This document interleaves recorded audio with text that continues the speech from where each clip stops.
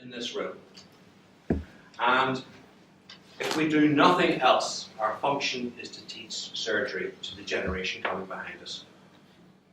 No matter what you are, or no matter what you do, we're all about teaching our skill and handing on our skill to the next generation, or even to other members of our own generation. You've just done major operation today, right? Others have got to learn to do that operation. Okay. So, when I'm teaching training and trainers, it's a 2.5 day course. We spend probably half to 3/4 of a day specifically talking about operative skills. So what I'm going to do with you now is I'm going to run over you the basics of how to teach an operative skill. You're not going to practice it as we do. We go to the lab and practice teaching. But I'm going to teach you the basics of this, and then we can discuss out how you teach operations.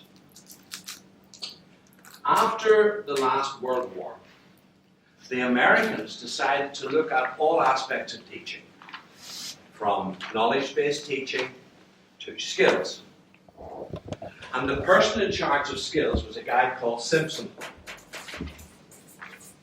And that took a long time to report in, I think it was 1972, sometime around there.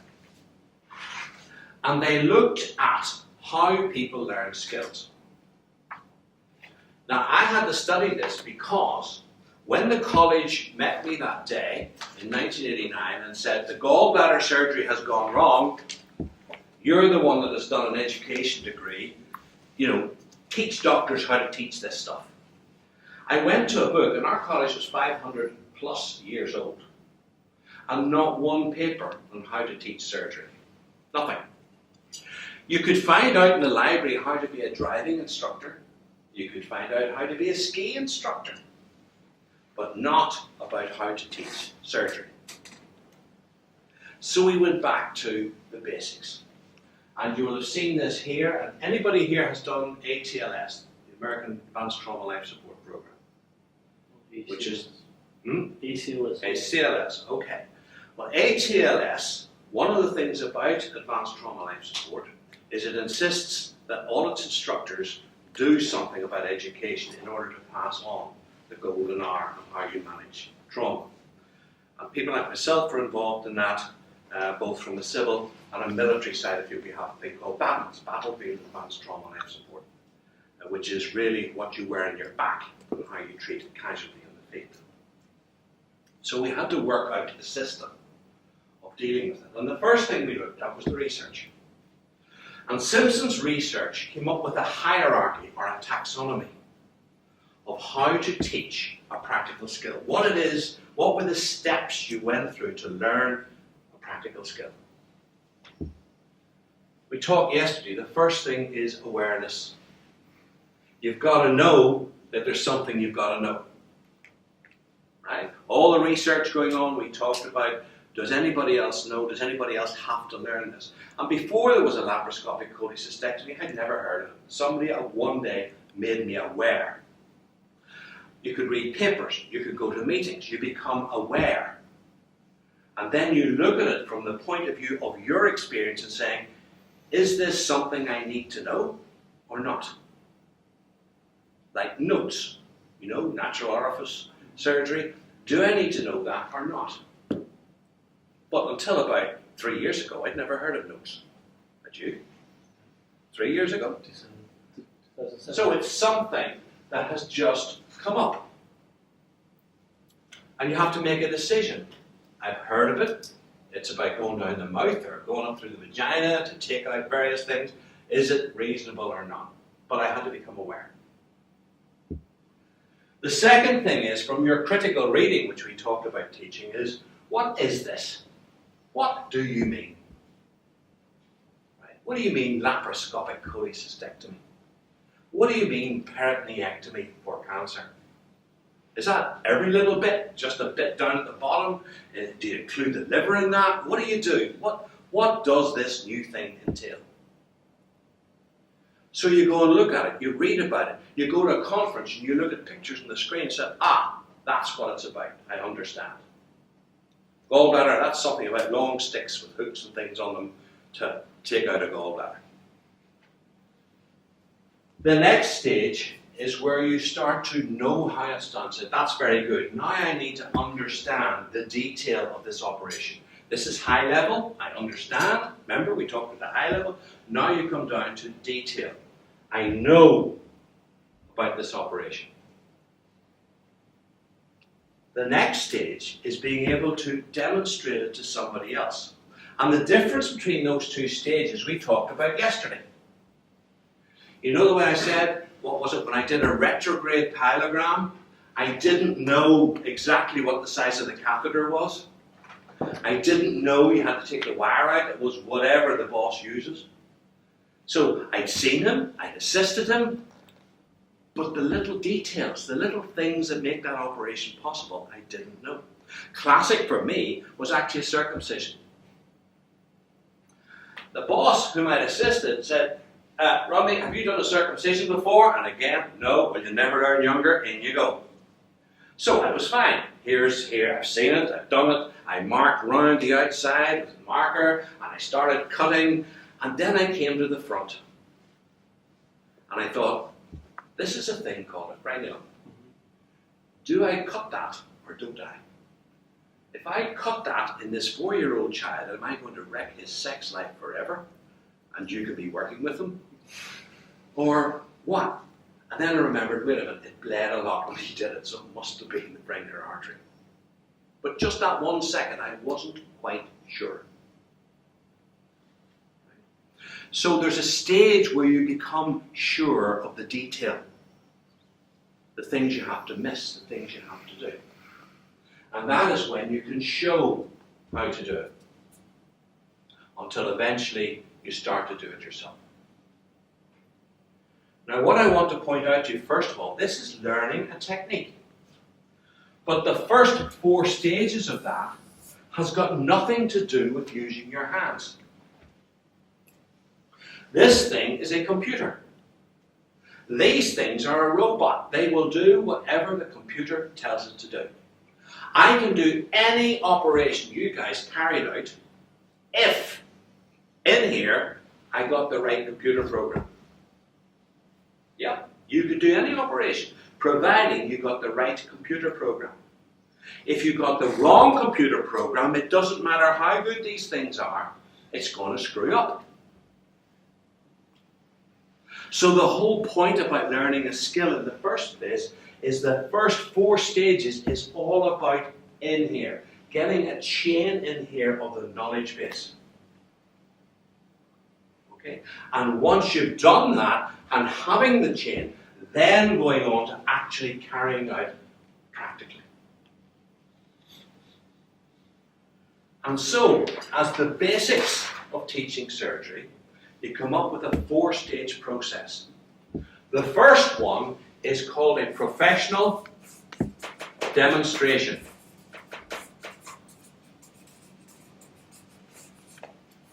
A professional demonstration. You just do it. A lot of you actually know this because you work with bosses and for years you had to be the junior and hold the retractor. And he wasn't teaching anything, he wasn't doing it, but you were there and you kept seeing it. When I say a professional demonstration to you, you think, wait a minute, that's a waste of time. Why don't you just talk my way through this? But during that first stage, you actually, when we were younger, got to watch people do it and you saw how they did it professionally. And that's important for the brain to see what it's expected to do. And if we're going to be effective and efficient, that's the first stage. Do you have here, we call them jigsaws. Other people call them puzzles. What do you call a jigsaw here? The jigsaw, all the little pieces, you know. Puzzle. Right? Have you ever tried to do a puzzle without the box? It's possible. You know, you got one of red squares in there. There's the Kremlin, there's men standing on it, there's a flag, there's a tank, there's this. And because you have the picture, you can start fitting in things into that picture. There's a jigsaw at the moment, or a puzzle at the moment, for baked beans. You know, baked beans and nice tomato sauce. And it comes in a plastic bag and it's got 5,000 pieces. and it's a round plate of baked beans. How long do you think it would take to put that together? Because you've no construct in your head about what the steps are. Okay? Story's told about an Irishman, and he gets a 16-piece puzzle, 4 pieces by 4 pieces, and it takes him 2 months to do it. So he writes to Mensa. Do you have Mensa here? This high intelligence organization. And he writes to Mensa and said, "Dear Mensa, I would like to join." And they wrote back and say, "On what basis? What's your evidence?" And he said, "The jigsaw. I got it done in 2 months." And they said, "Why do you think that makes you super intelligent?" He said, "It's the box." And they said, "What about the box?" He said, "The box says 3 to 5 years. I'm allowed to tell Irish jokes here now, alright? Okay, first one is a professional demonstration. The second time is the instructor. The instructor demonstrates, and the instructor explains. In other words, the second time you do this operation, you're going to do it, so your patient's safe, nothing is going to happen to the patient. But this time, you talk your way through it. This is what I'm doing, this is why I'm doing it, ask me any questions you want, there's the white line, look how I get round behind the white line, this is the instrument I use to go behind the white line. Note where I grasp the fundus of the stomach and how I pull it through. Look where I put the sutures. I used, 3O Vicryl or whatever to do the sutures on this one. And I always tie an extra knot. So you're still doing the operation. Your patient is perfectly safe because you're doing it. But because you can do it by habit, you can explain. The third stage, which is equally important, is the instructor does. So the instructor's still doing it, and this time you ask the student to explain.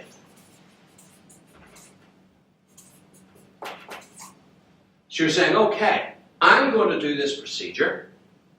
You need to tell me what I'm supposed to be doing. You need to explain to me what's the next step. You need to tell me what clip I use, whereabouts I'm going to grasp this stomach. But you're not doing it. I am. And my patient is safe. I don't have the high heart rate going, oh God, let me at it. I'm waiting until I know you know what you're doing. And only when I'm sure that you know what you're doing will I take the fourth step that said, okay, the student can do this operation, and the student explains. Said, okay, it's your chance to do this operation, but, before you cut anything, or before you put your foot on that diathermy pedal, you tell me what you're doing. Because the last thing I want is for you to say, I just cut here, go, pfft. And he said, oh, now that you've cut the bile duct, I'll show you how to repair it. All right. Those 4 clear steps are the basis of teaching surgery. Now they are the basis. You're going to say to me, oh, wait a minute, what about complex surgery? What about, I'll come to that if we have the time. This is something we take a long time to teach. Because we have in here a step called visualization. Step called visualization. Somebody brought that up this morning, where you get the operation in your head. And even if you're not doing it, rather like an athlete, you go over in your head. You know, the Formula 1 driver thinks his way around the course before he does it. He knows where he's going to change gear. He knows exactly the line he's going to take around a corner. He's thinking that all up in his room before he gets out to do anything. He doesn't just get into the car and say, let's go. Right? It's all thought out. And the more complex a procedure, like you were doing this morning, the more you take some time to sit back and think, let me look at those scans, let me think where I'm going to do this. Because by thinking it in advance, you are getting this chain into operation, and your body is ready to carry it out. Okay? Now, a simple 4-stage procedure. I'd like to show, how many here have a boat? Both. A boat. You know, one of those things with, I know about boats, they've got pointy ends and blunt ends. That's all I know about. You know. Anybody on a boat? No. Excellent. Excellent. I've used my beautiful assistant here one time. How's about using this beautiful assistant? Oh my God. Now, just turn that around. I want to use the bar now. Okay. Now, my beautiful assistant. Welcome today. I'm going to teach you this knot, which is very important in the stuff we're going to do. I'm going to teach you out my boat. That's a thing that floats in the water, and it's got a pointy end and a dull end, okay? Because you're my student, you will be out on what we call the pointy end, right? Now, the river gets a bit rough at times, and there are these things called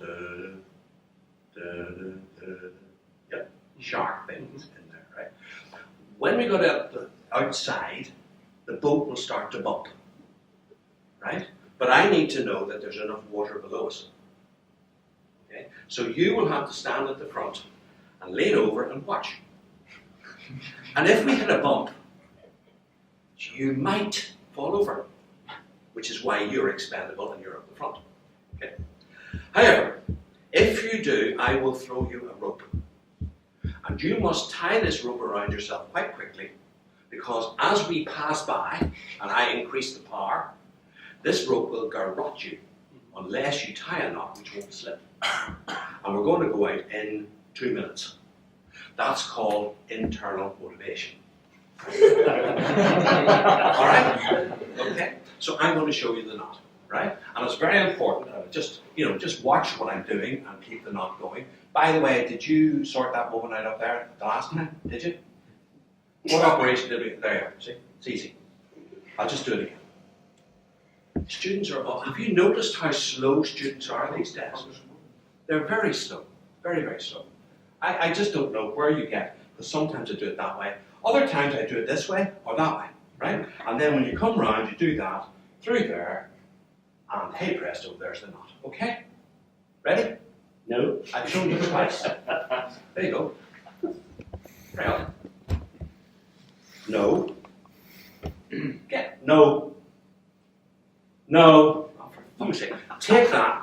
Bugger off and come back when you can tie a knot. Okay. Right.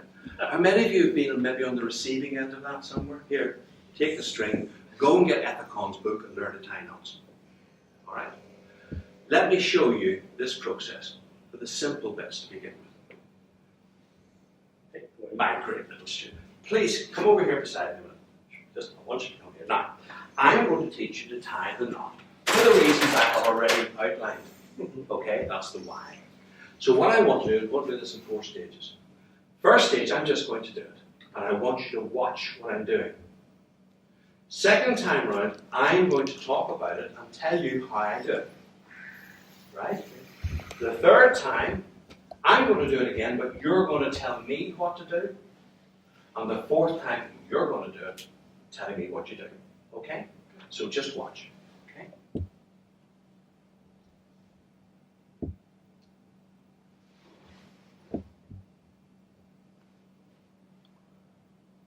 Alright? Now, the second time. I've got the cord in my hand at both things. Now look, I'm holding it with these 3 fingers upwards. And these 2 are up in the air. Okay? I simply, with my right hand, reaching across, I pinch the rope with the thumb underneath, and I push it upwards to form an upward loop, and hold it there. Then with my right hand, I come through the loop, down between the 2 cords, round the left-hand side, which is the constant side, and back down through the loop again. And then I simply pull my left hand tight. Okay? Now, I'm going to do it again, but you tell me what to do. soften ones. Right, you tell me what to do. So you carefully holding the thread, both ends of the thread with your fingers, Which fingers? There's 3 fingers. the index and the thumb. What do you do? You just hold it, then make the loop with the left thread. Right, turn it up. Turn it up. Then, And pass it through the loop. yes, Then go in the upper loop. yes, Then go around and go to Yes. the primary loop. and back through the loop. Okay, do you want to talk me through that one more time? Yeah. Go on. Okay, so we're carefully holding we're holding with the index finger and the thumb. We're holding with these two. Yeah, and these three. Yeah, using as a fingers. So now with the right hand, we're forming a loop over the left thread. There you go. Then with the right thread, we're passing through that loop, going above in the middle, in the main loop, and coming back through the first loop. And then back through that. Yeah. Okay. All right, your turn to do it. Just tell me what you're doing as you do it. Okay, so I'm holding those with my 3 fingers. Yeah. Holding those, then making a loop with, Yes, absolutely. Yeah. then passing the loop, the right thread Yes. through the main loop, Yes. going above. And yes, and above, down. I'm sorry, Through. Yes. below, Yes. below, Uh-huh. which is important, and passing through the main loop. Yeah. And then pull with your. Yeah.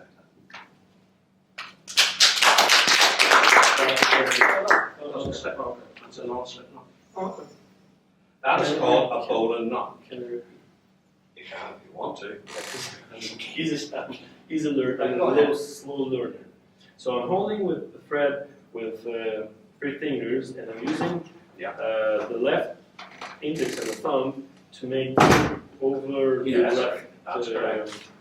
Then I'm passing the right loop of the thread through the Yeah. loop, going below Yes. the I just- left one, and making a twist and going back to the main first loop. Yes. And the left is too tight.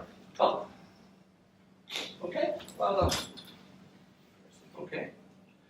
So how long did that take? About a minute and a half, and yet a bowline knot is as complex a knot as most surgical knots. Please have a seat. I'll just finish this off, George. Sure. So, that is how we teach surgery as a simple procedure. The whole point about it is that you connect everything in here before you let them touch anything. With complex surgery, you split into bits, same as you do with music. If you get, who plays music?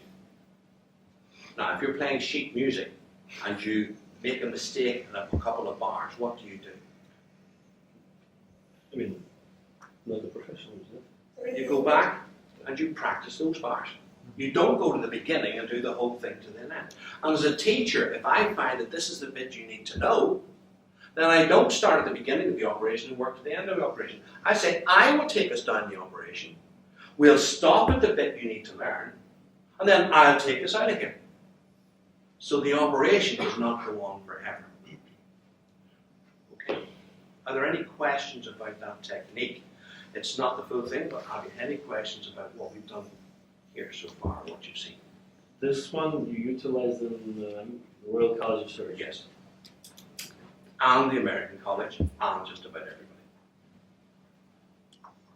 Okay, so let me just point out to you that teaching a skill is a 4-step process. It's based on that. And what we end up with is 4 stages. First one where you simply show what has to be done. The second one where you talk through it and you tell people everything. You don't ask them questions they don't know the answer to. So you tell them everything that you know. Third stage, you do it again. But the student this time tells you what to do. So you can hear whether they know or not. Until finally you say, okay, I understand, you know it. But I'm here for you, I'm standing over you, you tell me what you're going to do. And then once they've done that, I'd send you away to practice. How many times should we repeat all these steps? Normally, once or twice with the demo, you can do it by video. You can show them a piece of an operation. The talk through, I would always want to do that, generally, so as they get an idea of where the thing is coming from, and that maybe take one.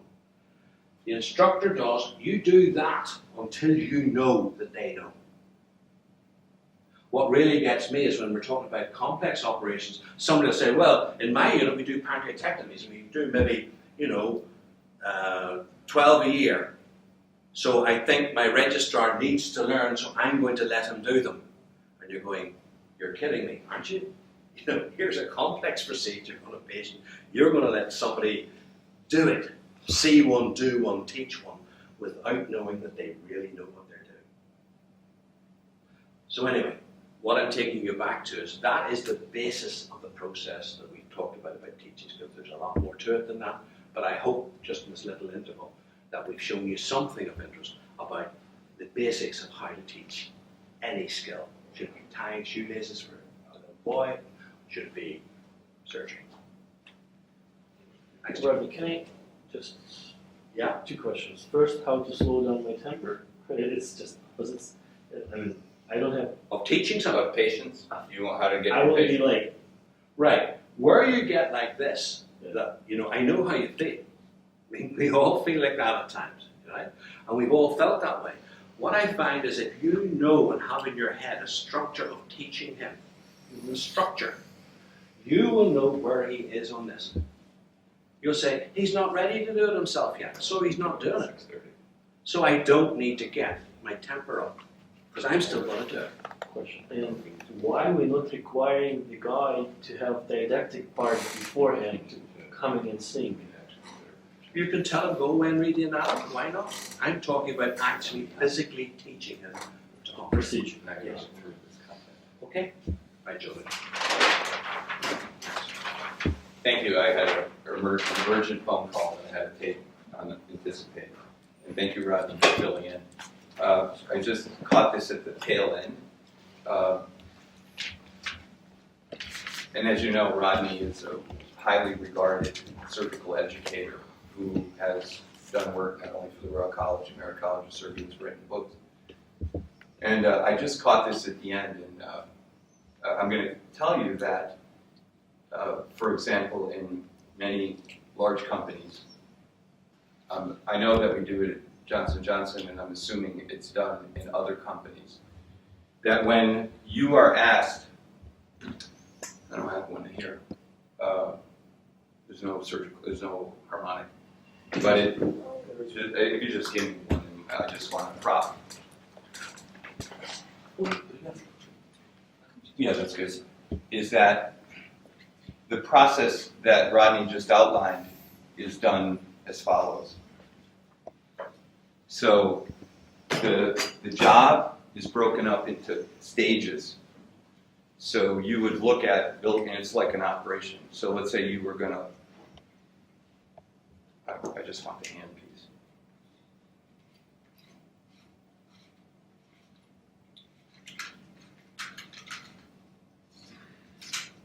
So let's say that there's inside of here, so you have this has, let's say, 3 components. It has the outer piece and the sheath, and the wire. And then inside there's a cylinder, and then there's the connection between the cylinder and here, okay?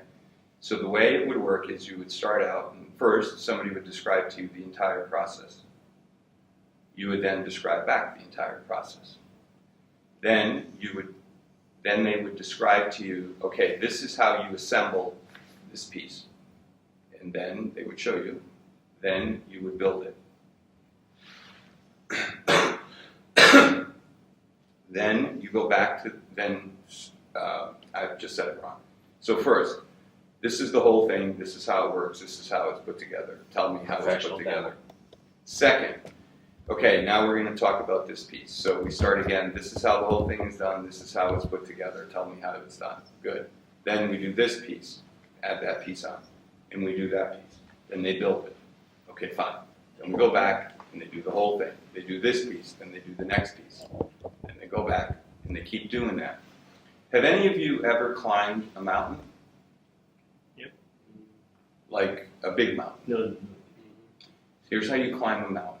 I've never done it, but I've heard people tell the story. So you're going to climb Mount Everest. So you get there, and you climb to base camp 1. You get there, and you climb back down.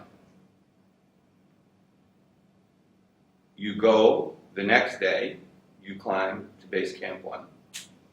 And then you climb to base camp 2. And you stay there. Then you climb back down. Then you climb the next day to base camp 1, to base camp 2, to base camp 3. And you stay there. Then you climb back down. And then you climb to base camp 1, base camp 2, base camp 3, and you stay there. Then you climb the last 1,000 feet. If in that last 1,000 feet something goes wrong, that's it. You're done. You can't climb anymore because you don't have enough supplies to go any further. The point, though, is that you're repeating your step of going forward and backwards to get ahead. And one of the things in surgery is we don't like to do that, right? We feel like it's a waste of time. And that process feels like a waste of time, like, oh, they should just know how to do this. But remember what I said and Rodney said, is that repetition is the key to learning and going through stages. Last week I was in Mexico City for a different purpose, and I got to watch lots of gallbladders. And I was pretty impressed at how they taught gallbladders. So how would you teach a resident here how to do a gallbladder? Showing. You show them, and then Next explain it, and then and they help them to and then the next one they do. do Here's how they did it there. They watch, and they're explaining. Then, at some point, they decide. They take the gallbladder, the surgeon dissects out the cystic duct and the cystic artery, clips the arteries and veins. Then they take the gallbladder off the liver bed. They do that a few times. Then the doctor on the next cases dissects out the cystic artery and the cystic duct. And then they clip the cystic artery and the cystic duct, and they take the gallbladder out. Then a few steps later, a few cases later, they dissect out the cystic artery and the cystic duct and clip it and do the whole operation. So what you've done really is to give that person lots of exposure to the most important part of the operation without them having to do it and then doing it. And that's the model Rodney just described. That's what they use in Mexico. So we use that up for more complex, but that's what we're trying to say. When it's complex, you divide it down into what we call nodal points. Those important things, and you make sure they can do each one of those before they put it all together. So that's what you was talking about, and the repetition of those is what keeps them. Chunk big problems into small, manageable steps. Don't try to solve a big problem all at once. All right. So before we go on to bipolar, I'd like to ask you each to tell me. You want this? Yeah, I want to just write down. What are some key learnings you had from monopolar?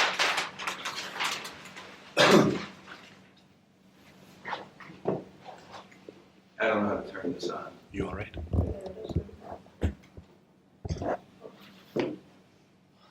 What were some key learnings?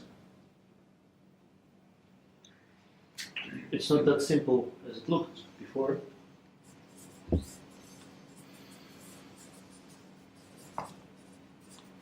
I was scared of electricity, now I'm scared of it more. You should be scared less because I just told you it's safe. There's a circuit through the body of the patient, through my body if I touch. We should use cut regimen when we need to cut. And I've learned how not to bother my wrists.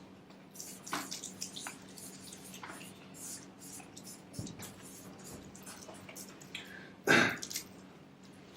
me, the most important thing was this thing about narrow places. So avoiding distant injuries. The sausage tree.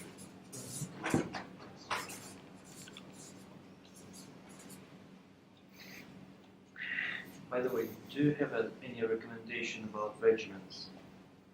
About power? Yeah. So I think that you start out with 20/20, or 20/40 rather, 40 cut, 20 coac, and then you adjust it to the patient to get the effect. So if you start low, build up. Now you'll get some habit, so look, you're 30/60 would probably be fine. But start lower and go up. Depends on you use it in laparoscopic surgery or open surgery, the power of energy. No difference. So are you asking me a question or making a statement? My question is. Does it matter? I'm yes, serious. Yeah, so it does matter, but it matters because of the instrument that you're using. So that's what we were, I don't know if you were in the room, but when you use it in open surgery, you use a spatula, right? Which has a big surface area, and you tend to use a J hook when you're using laparoscopy. If you're using a hook, you need less power. If you're using a spatula, you need more. If you're using it through a scissors, you need more power than you do through a hook, because you will concentrate more current here than you will here. You'll have lighter. So you're right. It's not that laparoscopy or open surgery makes a difference. It's the instrument that you're using that makes a difference. So generally, I would say start at 20/40 and increase from there, or 30/60, and then increase. And try to always use as little as you need to achieve the effect that you want to achieve. And you reduce lateral damage, sorry. So you think that let's say 30 is enough to cut on the distance? You said. Yeah, so I believe that 30 is probably a good number, but it depends on every patient and on the instrument you're using. So I know if I'm going to use a pencil, a needle, the needle tip? Mm-hmm. Yeah, sure.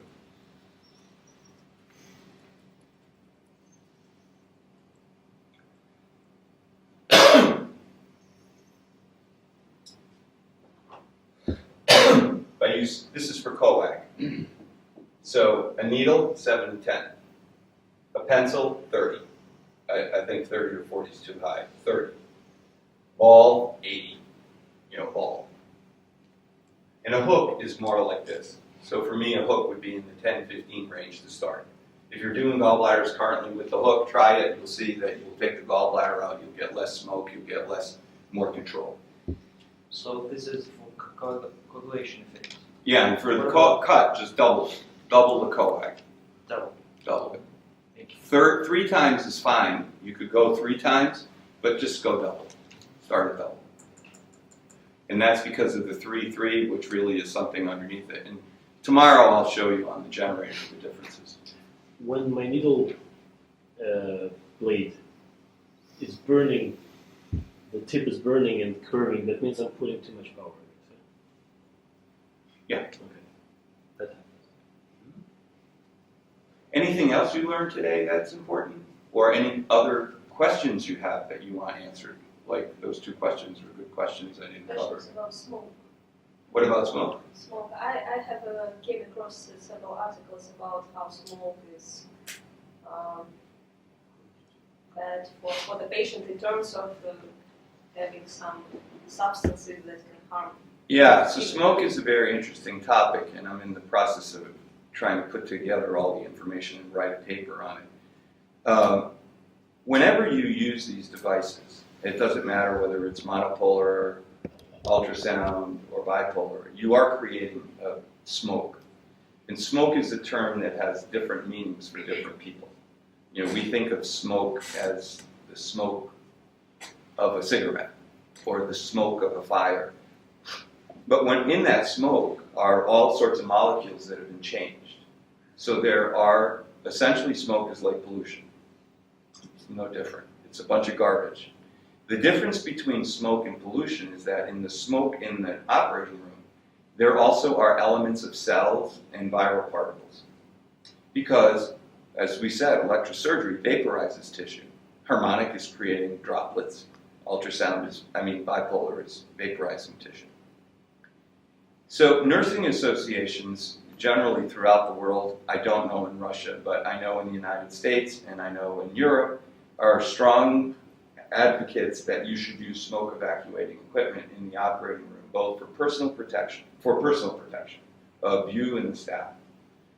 Now, there is a report in the literature of somebody who got some disease because of it,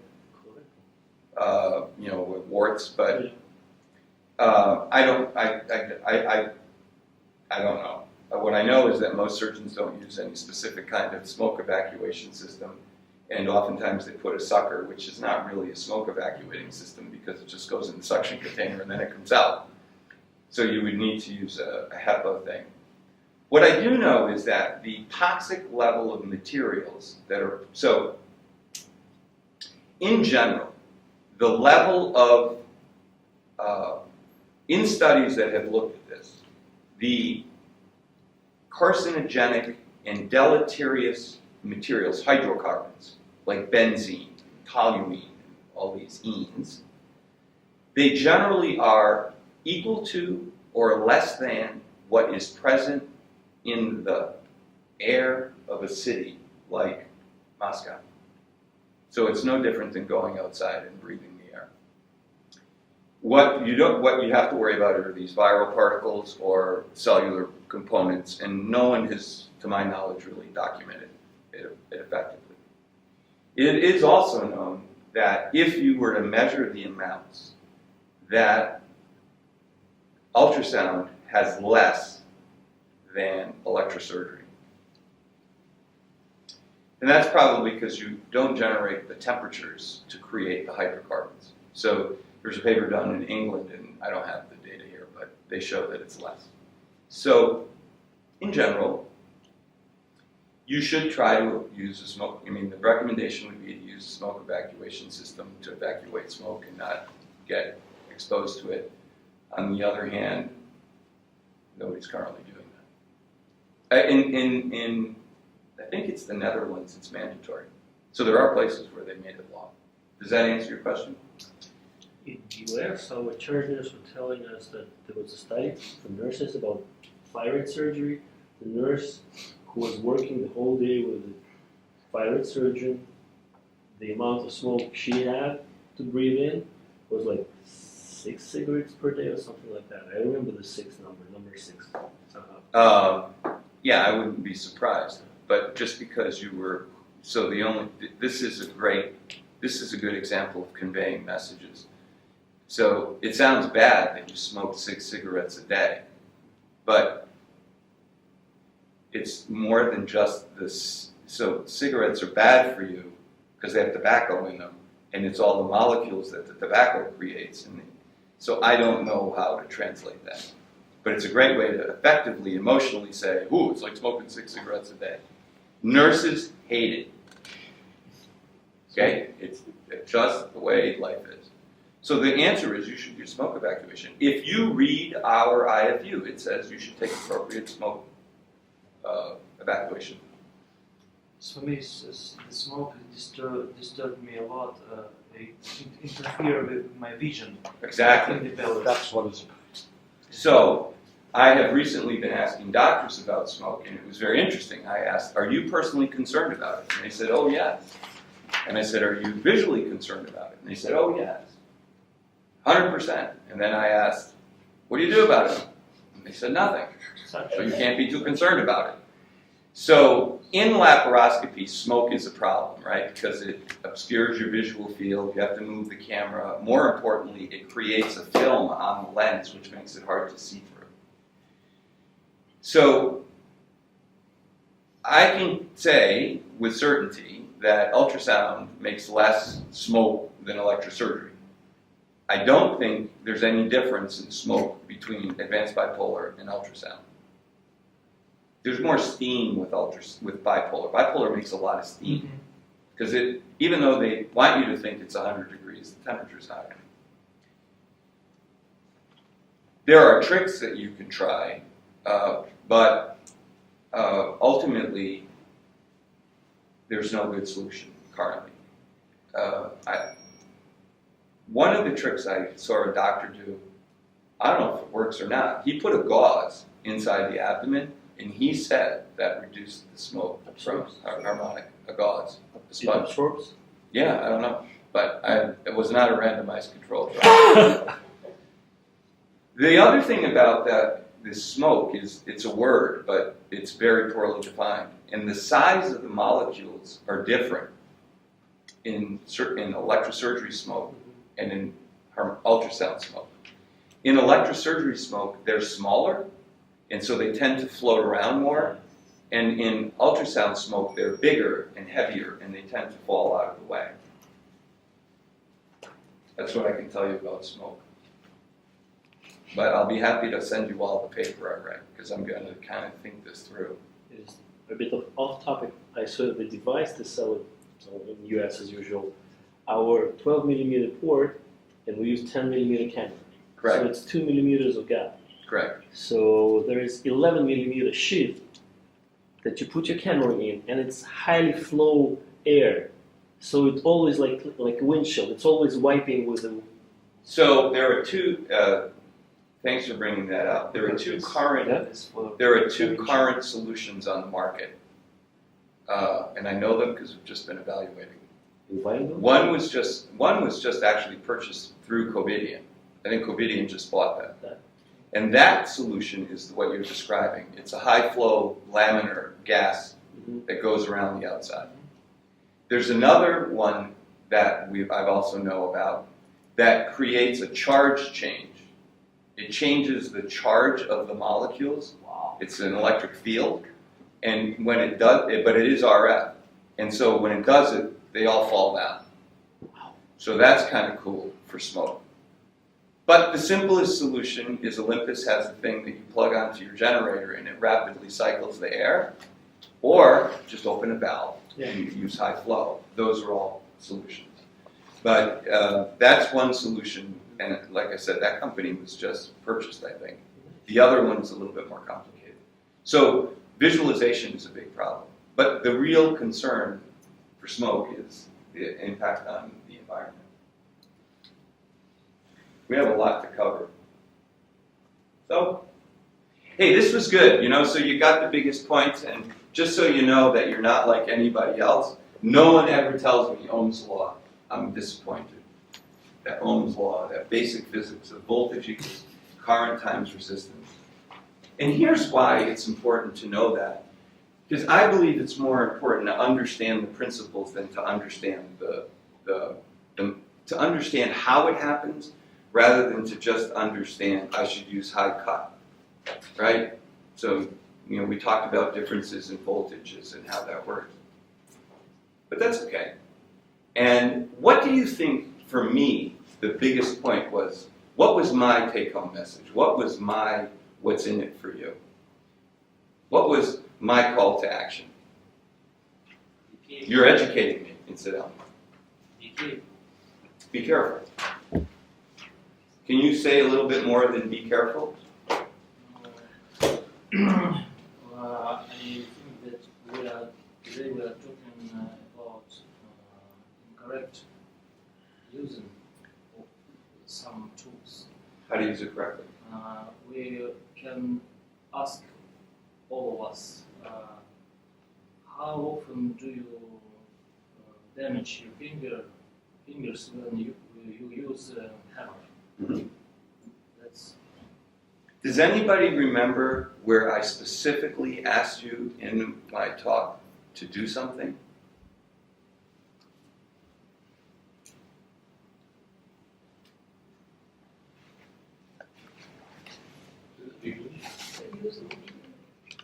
To use? The video. No, I said you probably would use the video. So, Take all the numbers.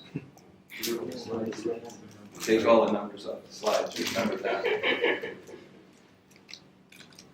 It's a good example of when you give lots of information, how it becomes hard and your point can be lost.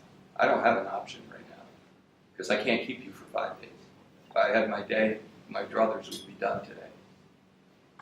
I specifically asked you to, when you have complications, please consider that electrosurgery was the cause. Because until we start paying attention to it, we'll never really understand it.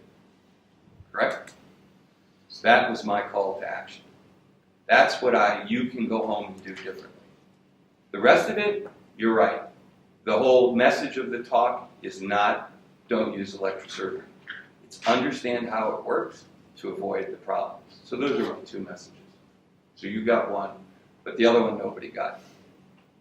And Rodney would say, you didn't get it because I didn't summarize at the end.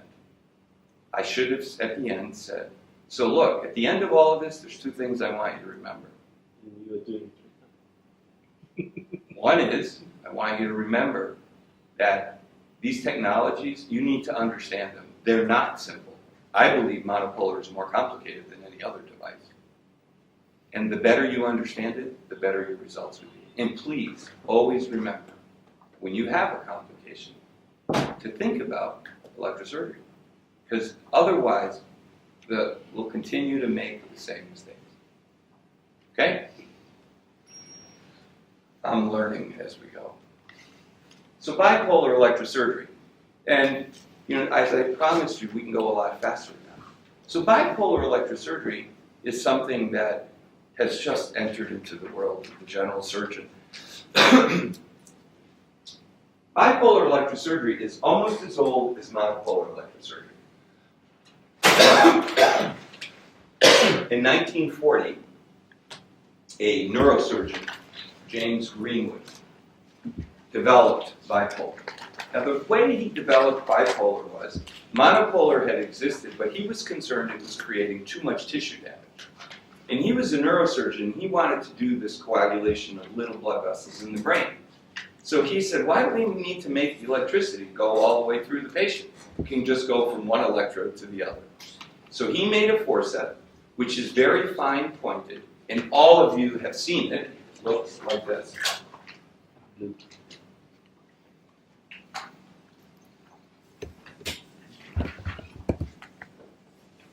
If you can seal a blood vessel, you should be able to seal a fallopian tube. So he went in his garage, and he made an instrument that was wider at the end. And he put a wire on it, and he went to the operating room the next day, sterilized it, and divided a woman's fallopian tubes. This is a true story. The paper is in your syllabus. On that disc, there's, in that zip drive, there's a list of articles. The articles aren't there because you can get them all on the internet, and then I don't have to pay for them because they're free for you, right? If I'm distributing them, I have to go get copyright approval. You as an individual can use it. So it's an entire reference list. The surgeon's name was Ryu. Now, there was no FDA testing, there was nothing. He just used it. And the company took it, they made it into an instrument which is called the Cleppinger, and the Cleppinger forceps went out. And the gynecologists then, around 1970s and 80s, started using this to divide fallopian tubes. The reason was they were using monopolar electrosurgery, and they were burning a lot of bowels because of capacitance. The bowel would be touching the scope, and the electricity was going through the scope, it would burn the bowel. Or they would burn their eyes because they'd get that capacitance, like the fluorescent light bulb or the thing. These are true stories. So they started to use bipolar, and it went on. Harmonic was introduced in 1991, and Valley Lab realized, well, what they're providing is compression. So if we took bipolar and made good compression, we could make it something that would seal big vessels. And in fact, they made something that could seal the aorta. So it was pretty impressive. And that led to ligature. And ligature then started sealing these big vessels. Now, in reality, ligature couldn't say there were better dissectors or better, they don't cut and coagulate at the same time. So they really created the space of large vessel sealing. And that's what they focused on. the target they chose was the IMA, which is why this morning I went on this little thing about the IMA, because the IMA is only a 3 to 4 millimeter vessel. But they convinced surgeons it was a big vessel. Harmonic, of course, could do 5 millimeter vessels, so it could do the IMA. But ligature was developed. The problem with ligature, when it originally was introduced, was that it made a lot of lateral damage. It would produce up to 5, 6 millimeters of lateral damage, because they didn't really appreciate that importance of that. And harmonic was 1 millimeter. So that was sort of the, okay, one does big vessels, one doesn't produce injury. And N-seal came out, and they figured out how to keep the damage down to around the same as harmonic. And subsequent to that, ligature then changed their software, and it came down to about the same as harmonic. So today, the amount of lateral damage that's produced with either harmonic, ligature, or N-seal are all about 1.5 millimeters, 1 to 2 millimeters. Depends on the tissue and on the application. Now, you mentioned forced triad. And forced triad is actually very interesting because there's a reason why it's called forced triad. And the reason is that the modification they made in ligature was they took it from sensing, 500 times a second to 3,333 times a second. And that's how the triad name comes up. So by rapidly sensing, they were able to keep the lateral damage down. Because as all of you told me, advanced bipolars do have impedance feedback. Now, so you all are smart. No, you all are smart. So you don't sound unsmart. I want you to know that you cannot measure impedance. You can't measure resistance. Resistance is a number that's calculated. What you do know is how much voltage I have and how much current flows. I can measure electrons. I cannot measure the resistance to the electrons. So what you're measuring is the amount of current that flows. So when you tell me this great innovation is the impedance monitoring, I say no, because surgeons using regular bipolar devices were also using impedance monitoring. They were measuring it with an ammeter. They were measuring the current flow. And what they would do is they would put it on the device, they'd activate it, and they'd watch the needle. And when the needle came down to near zero, they'd say, current is no longer flowing. Therefore, resistance is high, stop. Because what they realized was bipolar does not seal the blood vessel. You know what a monopolar circuit is and what a bipolar circuit is, so I'm not going to bore you with it, right? But look at this video. So do you see how the electricity is flowing out? I mean, do you see how the tissue damage is spreading? Did you see it? Mm-hmm. I don't think this is looped. People think oftentimes that's water. It's not water. It's electricity.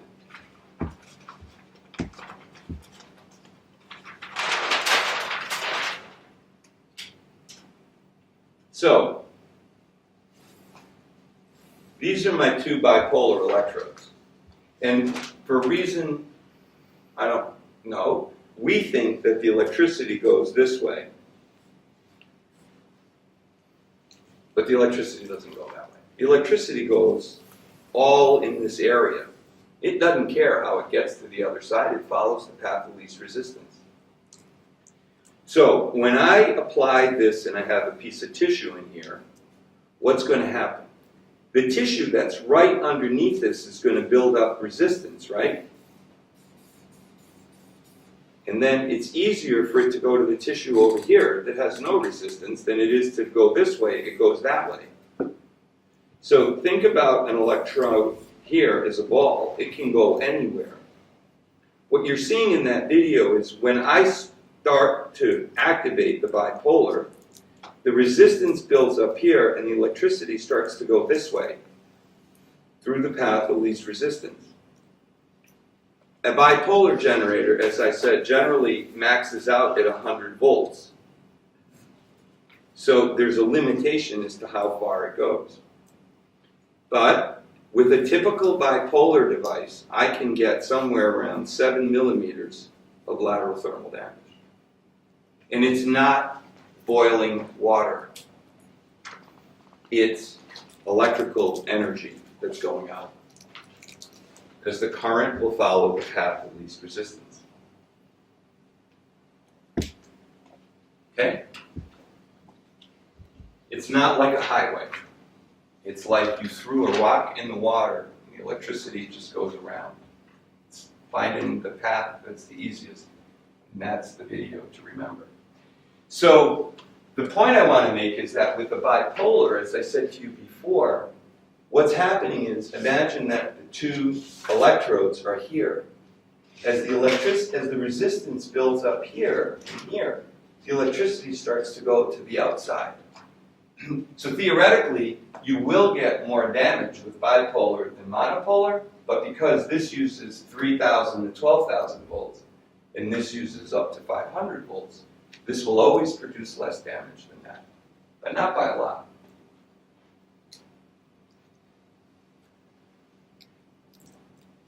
When you are squeezing, you cannot really compress the walls together well. And compression is one of the key mechanical factors we talk about. So when you divide a blood vessel with bipolar, you are relying on platelets to form and create a plug. Now, I am sure that there are blood vessels that you seal and weld, so it's not 100%, but it's not 100% reliable.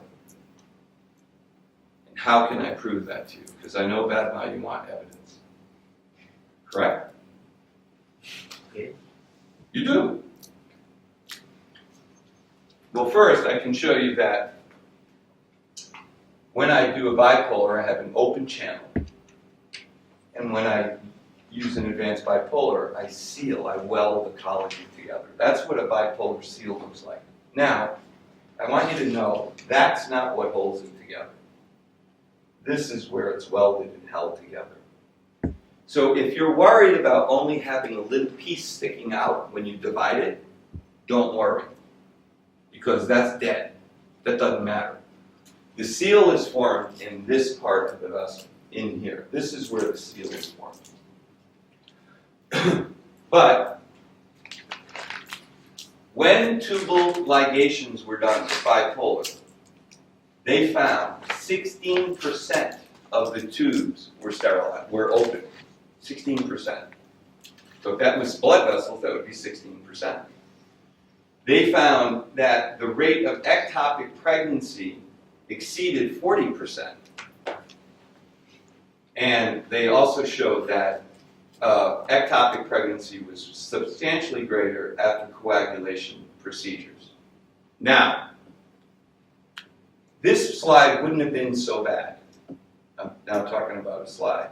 Because what I did was, it has a lot of words, because I have to put the words in for the company. But I just want to call your attention to these. Okay? Then they made me put this in it. This size. This is an awful slide. Please change it when you get it.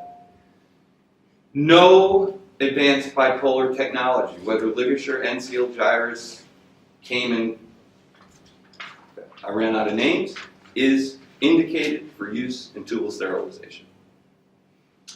And the reason is no one is ever going to do a study to prove its efficacy, and the existing data is terrible, so nobody wants to take the risk. It's not worth it. Plus, I don't know how tubal sterilizations are done in Russia, but most of them can be done today without any surgery. So the point of this is simply to show a traditional, regular bipolar device will not reliably seal large tubular structures, as evidenced by fallopian tubes. Now, I often see surgeons say, well, why should I use an advanced bipolar device when I could use a regular bipolar device? And a regular bipolar device is a lot cheaper. So why should I be spending money? Can you turn the temperature up in this room? It's a little hot, and I'm losing some people because it's late. You want it up, down? I want it down. I want it colder. It's hot in here, and it's not a conducive environment. This is a bad slide, but I haven't figured out how to make it better. So, they took the rat sciatic nerve and they measured the action potential. Normal after the incision is 7 micro, the velocity is 7. When they apply monopolar on the nerve, it's 0.62. When they apply it 5 millimeters from the nerve, it's 0.71. In other words, that nerve is not working. By 21 days in this study, it's almost back to normal. It's 6 and 5. With bipolar, it's 0.2 and 2.4. So bipolar is also injuring the nerve. So bipolar is not safe near nerves, up to 5 millimeters. And then it recovers. So at 21 days, it does recover. There's another study where they took a clamp and they put the clamp and they squeeze the nerve. It creates what's called Sunderland class 4 nerve damage. And then they applied bipolar and activated it. And the damage to the nerve is greater with bipolar than with the crush from a clamp. Pretty amazing. This is regular bipolar. So my message to you is don't be lulled into a belief that bipolar is safe near a nerve. Neither monopolar nor bipolar are safe near nerves. Now, it doesn't mean that it's going to kill it forever, but you can have some transient damage. The reason advanced bipolar technologies are important, therefore, the advances, the most important thing is mechanical compression, squeezing them together. They do use much lower voltages. NCL uses 175 volts. 175 volts? 75 volts. 175 volts. Ligature uses about 250. They have impedance monitoring and adaptive controls. But because you're touching the tissue, you can't cut tissue. Remember, in order to cut tissue, you need electrons hitting it. So in order to cut with bipolar, you have to have mechanical cutting. In the case of ligature, and in the case of NCL, it uses a knife. In the case of Thunderbeat, it uses ultrasound. Thunderbeat is an advanced bipolar device. It is not an ultrasonic device. Why did you say it? Why did you go like that? They promote it as a. I don't care what they said. You seal the blood vessel with bipolar. Mhm. You cut the vessel with ultrasound. You cannot seal the vessel with ultrasound. What about bipolar scissors? A bipolar scissors is a regular bipolar, traditional bipolar, in the form of a scissor. It's not an advanced bipolar because it doesn't have mechanical compression. Thunderbeat is like this. There's an advanced bipolar here. I mean, this is one element, and this is an ultrasonic arm. Okay? And I'm going to explain to you why they made this instrument. Why do people like harmonic, do you think? Precise. Precise.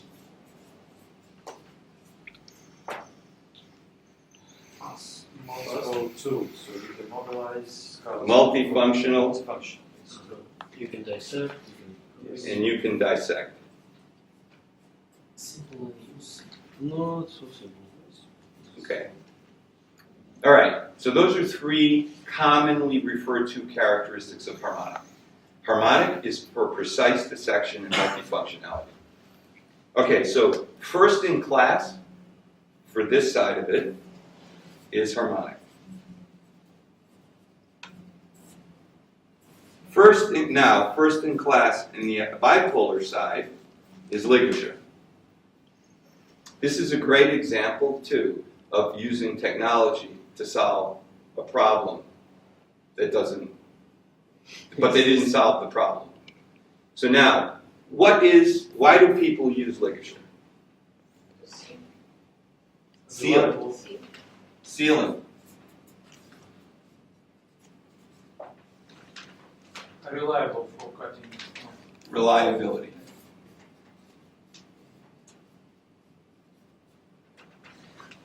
I want to ask a question, because I now know the answer, I believe.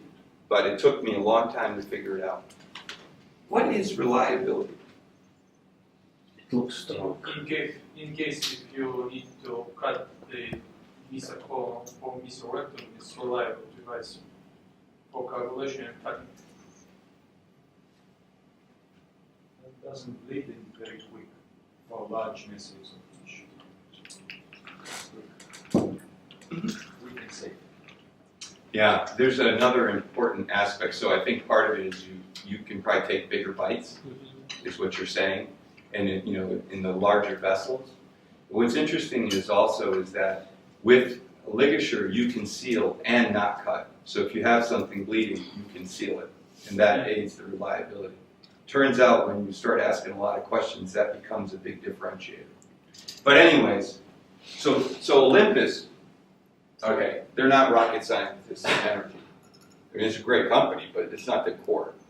So here's what they said. Here's the question. I want to take the market. So this instrument is really good at precise dissection. This instrument's really good at sealing and reliability. So what would you do? Market. You'd put both of them together, right? Yeah. Because you can't make this device have precise dissection. Because it has to have a knife blade come through, so you have to have a big jaw, so you can't make that fine tip. So the reason they made that device was to give the surgeon precise dissection with good sealing. Perfect sense. Except, you don't need bipolar to get sealing and reliability. Because we have a device that you will have in a year, and it seals 7 millimeter blood vessels. With the burst pressure, that's double the pressure of ligature. That's the sheet you took out. Because the ability of the device to seal has nothing to do with whether it's bipolar or not. No, my fault. So, in order to get to the dissection piece, they needed to make it finer. The only way they could make it finer was to use an ultrasound for cutting. But they couldn't figure out how to get the sealing. So to get the sealing, they needed the bipolar. What they did, though, is they created an exposed electrode. So anytime that this is surrounded by fluid, the energy will not transfer well, and they tell you to use it upside down and not to put it in fluid. You can use this device in bipolar only, or in bipolar and cut. But you can't use this device just as an ultrasound device, because all this does is cut. Does that make sense? So that one I cannot use in Ehlers-Danlos syndrome. You can't use any of them. You can't use harmonic either. Use a suture. Oh, who invented those? Got it. Does that make sense? Everybody understand this? Well, I'm, hopefully by this point you understand. I'm not here to sell anybody's instruments. I'm only telling you how they work. So this is an advanced bipolar instrument with ultrasonic cutting. You know how I look at this? I look at it and say, shit, you guys are concerned about how much this costs? Why am I using ultrasound when I could use a regular piece of metal, a knife? Because all it does is cut. It's just a really expensive way. And it's a way to solve a problem. The section with sealing, which we did by making a 7 millimeter vessel. And I will explain to you how that works. Could you explain the tip is acting electrode?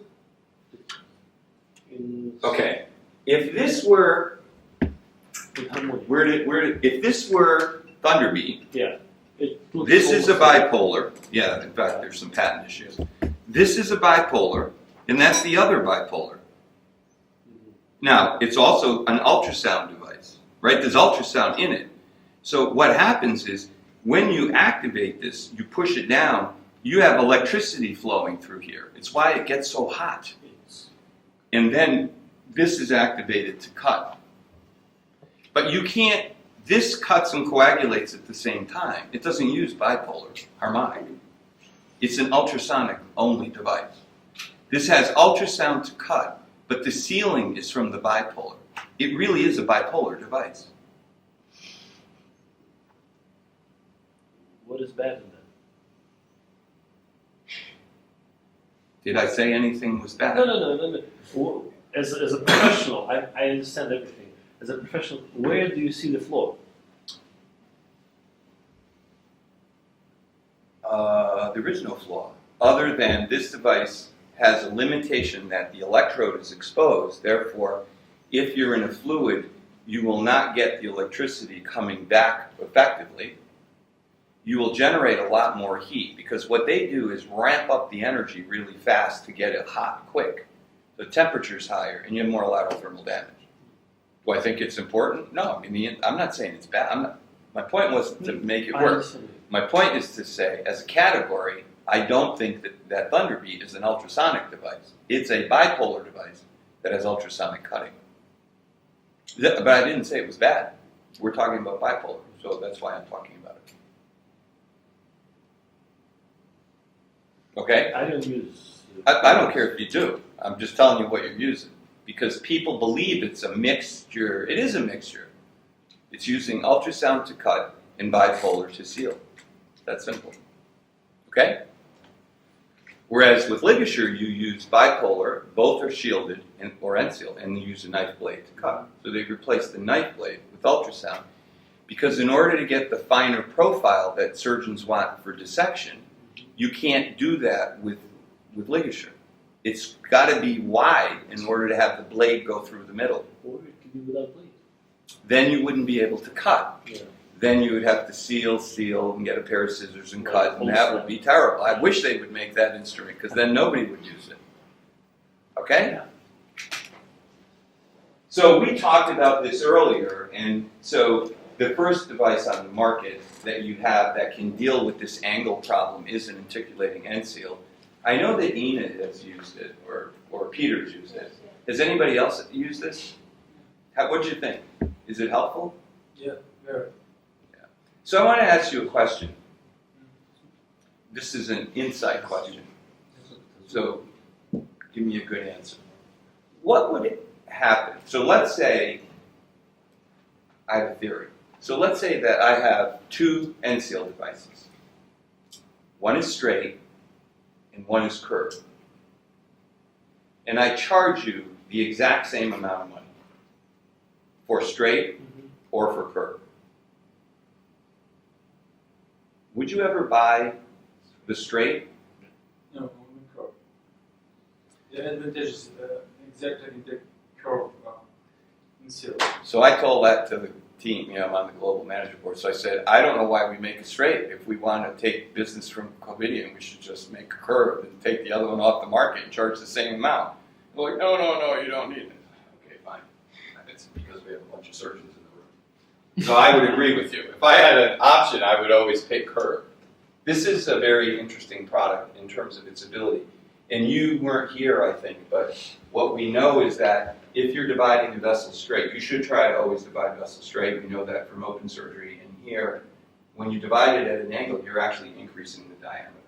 So even though this is still a 5 millimeter vessel this way that you're dividing it is 7 millimeters. So if you took a 7 millimeter vessel, now it's like 10. So that's what that curve, as well as access. I'm sure in the pelvis you can get into better places. I'm going to skip that. So, from a bipolar technology perspective, the thing I really would like to emphasize is that advanced bipolar technologies have a few things that are really different than a regular bipolar. One is that you get really good compression. The other is that you have lower voltages, so you get less lateral thermal damage. And that the lateral thermal damage is pretty close to what you see with harmonic or with an ultrasound device. What questions do you have about bipolar?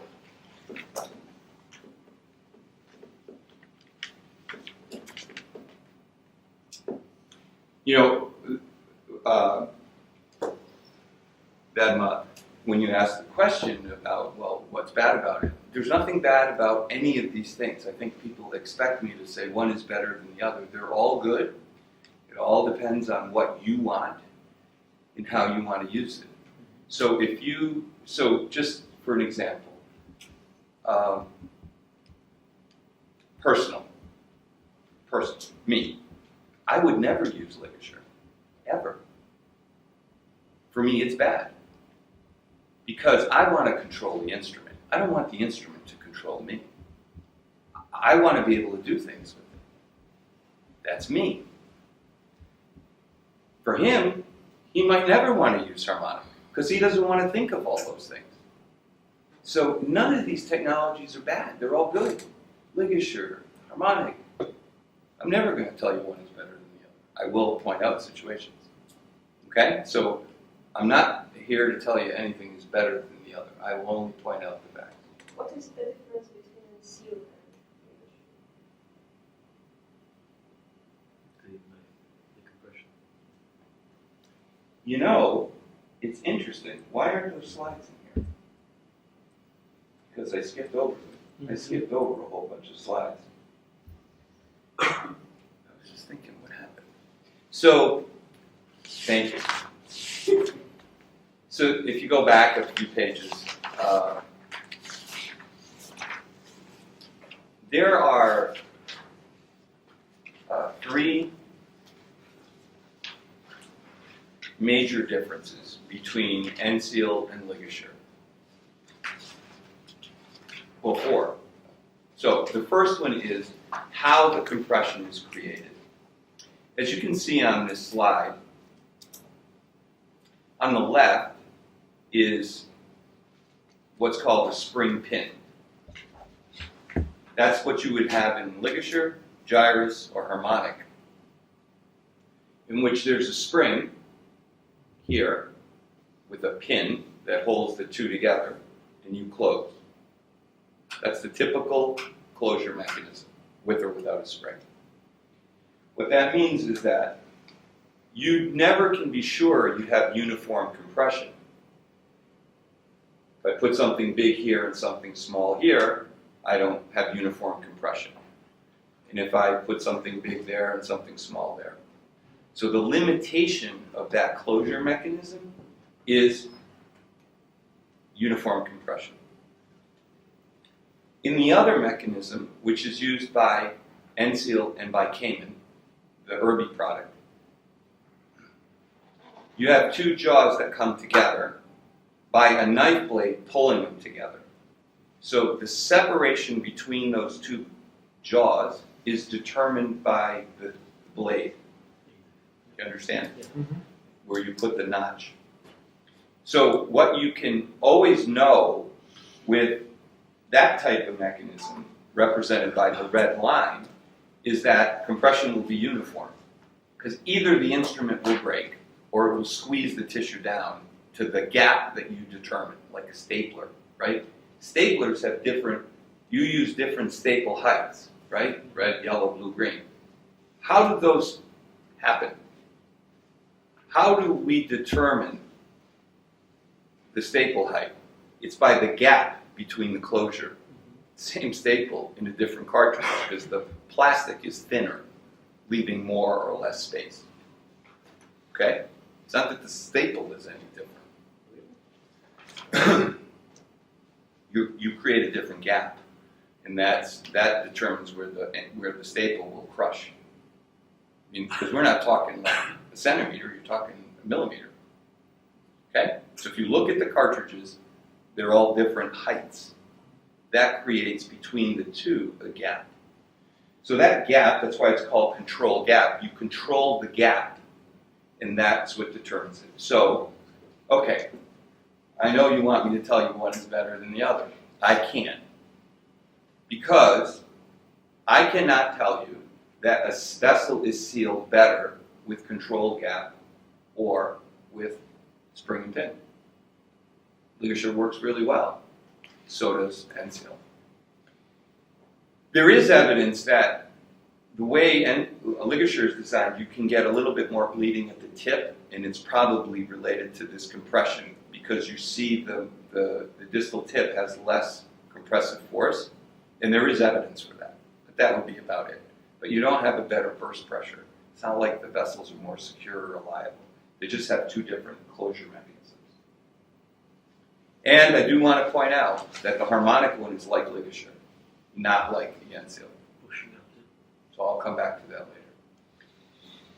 Now, I believe, personally, the best designed instrument, the most clever, is end seal. I also believe the best software and control mechanisms are Covidian. If you could take the Covidian software with the end seal device, you'd have something special. But patents prevent that from happening. Why?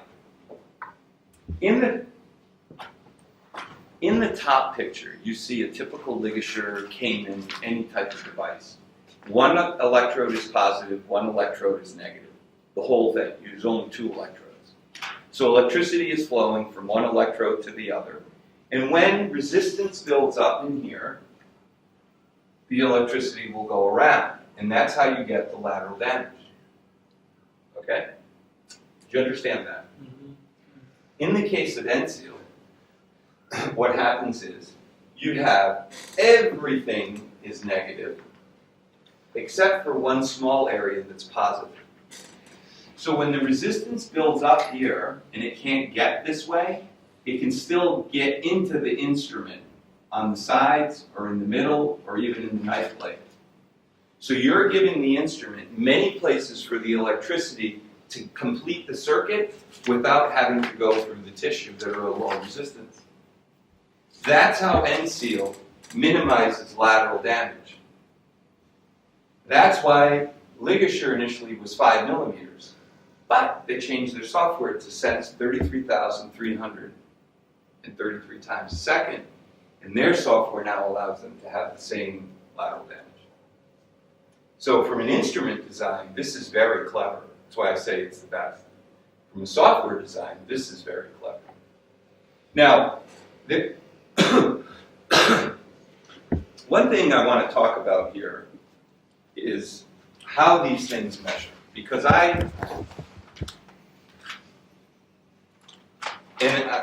this is a very simple understanding of it, but it's something you should think about. Has anybody ever taken ligature, activated it through its cycle, not cut the tissue, and then activated it through the cycle again? Yeah. What happens when you do that? The same place or? The same place. The same place? The exact same place. Maybe it's become more whiter, but I'm not sure. Okay, so let's say that the first time you activated it, it took 3 seconds, and you left it there and you activated it again. How long would it take? Probably. Okay, it'll take about 3 seconds. Yeah. Yes. Even And if you activate it again, it'll take about 2.75 seconds. And if you activate it again, it'll take about 2.5 seconds. So tell me, if it's measuring impedance, why does that happen? because it recommends. Because it's marketing bullshit. Ah. That's why. It's marketing bullshit. What it is measuring is the flow of current. So here's how this is not accurate, it's representative. Okay? And it doesn't matter whether it's end seal, ligature, I don't know what Jairus does.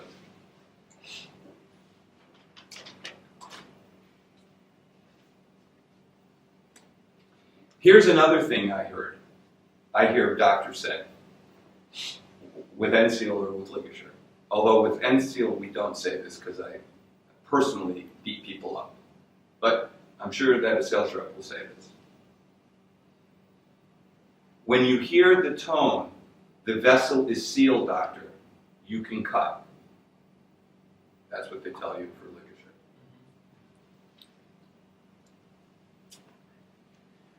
Okay. So, I need one more marker. There's black. Here's the green one. I knew there was one more. Okay. So voltage.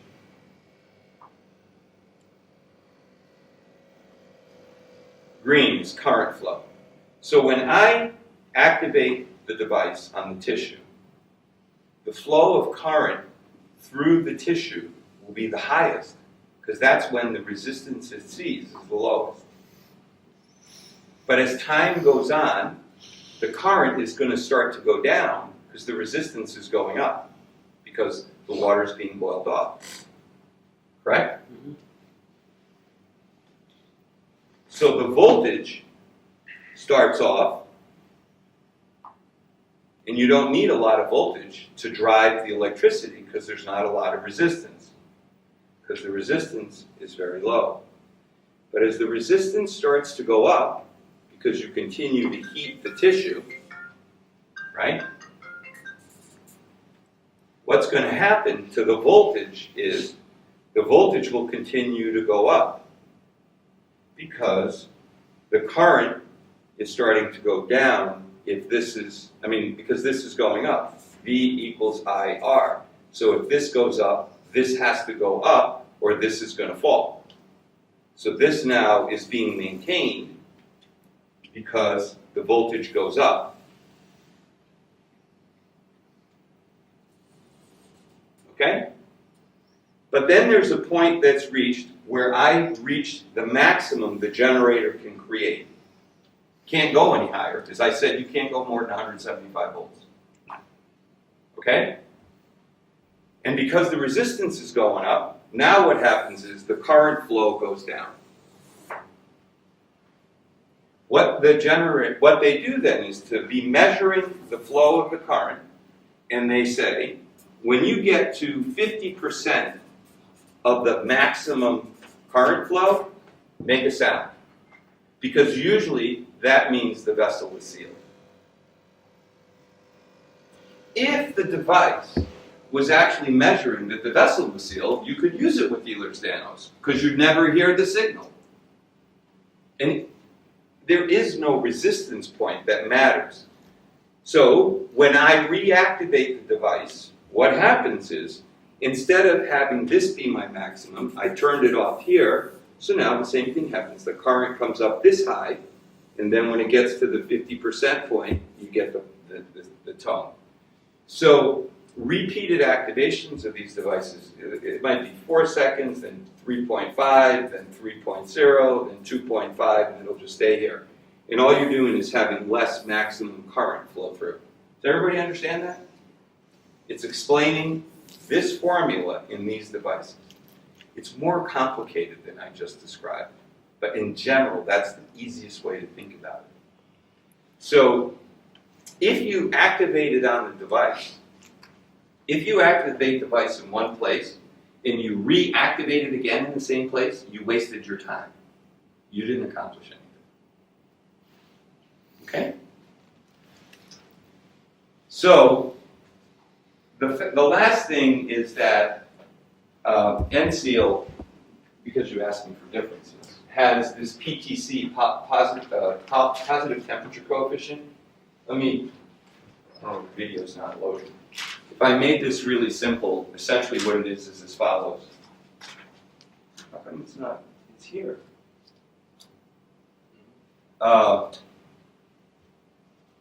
It's plastic. And in the plastic are carbon particles. Plastic does not transmit electricity, carbon particles do.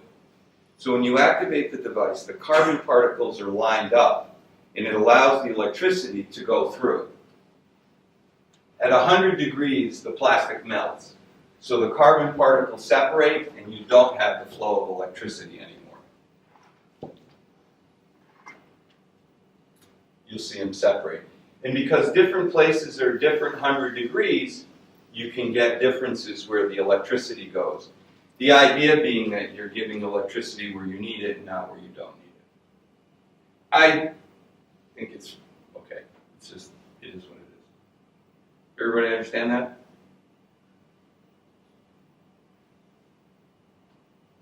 So yesterday, I told you I'm going to pick somebody in the audience. I've been picking Badmar because he makes great visual expressions. He just went, what do you think? You don't get it? Are you sure it's coming Ice back? balls. Yeah, it comes back. Yeah, it'll come back because when the plastic comes back, the particles come back. It's just melts a little bit, it comes back. Yeah, we're sure. Уловили, да? Чё? Суть сейчас. Я не видел, что это все возвращается обратно. What are you guys saying in Russian? Just discussing that I don't believe that the plastic melt softens, the carbon thing disintegrate, and then when it cools down, it's just, Integrated. it's just Remove integrated. когда PTC, он пластик, он не проводит электричество, в нем есть молекулы углерода, типа проводящие. Да. И вот когда они, дескать, сжимают и нагревают, и он до 100 градусов доходит, пластик начинает расплываться, и, дескать, эти карбоновые молекулы, углеродные молекулы, тоже вместе с пластиком распадаются, и они, дескать, электричество не проводят. Как-то сложно понять. It is complex to understand and believe. Yeah, so maybe the only thing you can think about is that the carbon particle, I mean, the material is sitting in a form. So when it melts, it gets soft, they move, and then they come back together. Hey, I have your same concern. I mean, I also understand it's a little bit out there, but it is what it is. So I can only tell you what, and actually the term positive temperature coefficient and this concept is not ethicons. It's an engineering concept. It's an engineering thing. But I don't know if it even matters. So I'll even go that step further, okay? If you noticed, I skipped it before. I wouldn't buy it because it has it, personally. I like the answer. But that is how it works, and that is what it does. Now, I said there were 4 differences, right? So one difference is the jaw mechanism. The other difference is the electrode versus the software. The third difference is the presence of PTC. Would you ask me the question? The fourth difference is the mechanism of use. So ligature is a much more normal how surgeons would use it, right? Coagulate and then cut. Whereas end seal is cut and coagulate at the same time. And that creates a lot of concern for surgeons. The reality is it's kind of like harmonic, but it's not like harmonic either. What I've learned is that surgeons who use the articulating device and get used to it then don't care when they're using it open. And it's a really good example of innovation, that whenever you're innovating, you want to always try to keep as close to the anchor, the standard, that you have, and not change. You want to change as little as you can because people develop patterns and files. And Rodney could talk about patterns and files. He did talk about files yesterday when I have impressions of Russian people. Those are files. They're sitting in my brain. They've been, for 50 years, brought to me. And when I'm here, I realize they're myths. They're not beliefs. But we all have them. You have impressions of the United States that aren't real.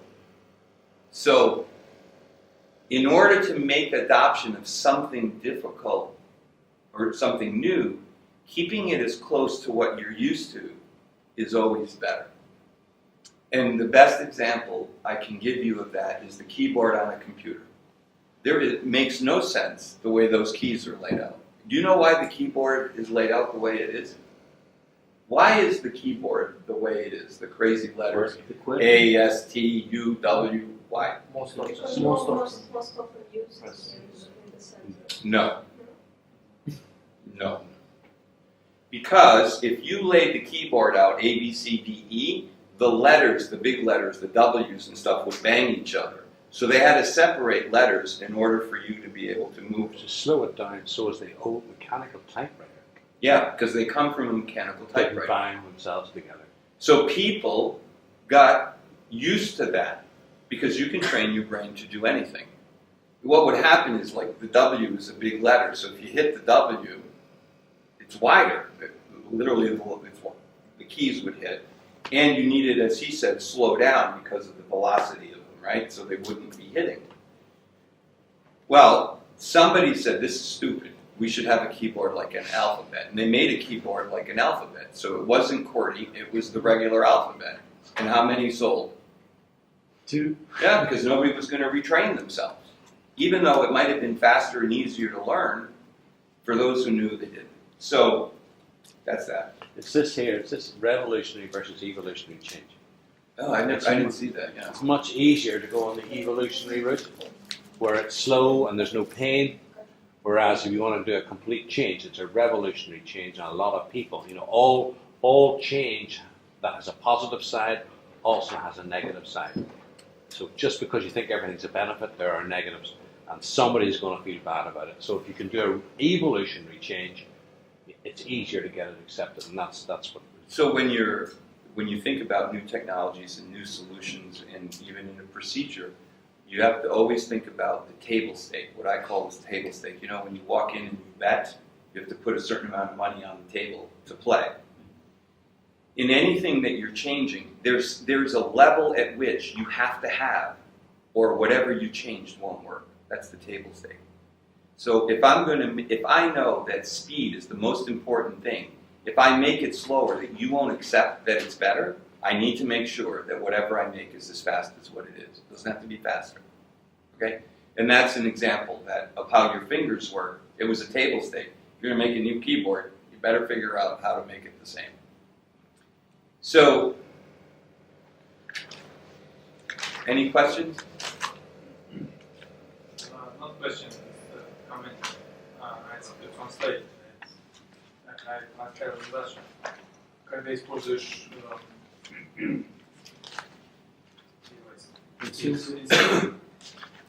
такое впечатление, что на рабочей поверхности налипает быстрее ткань, регулируемая ткань в сравнении с лигашом.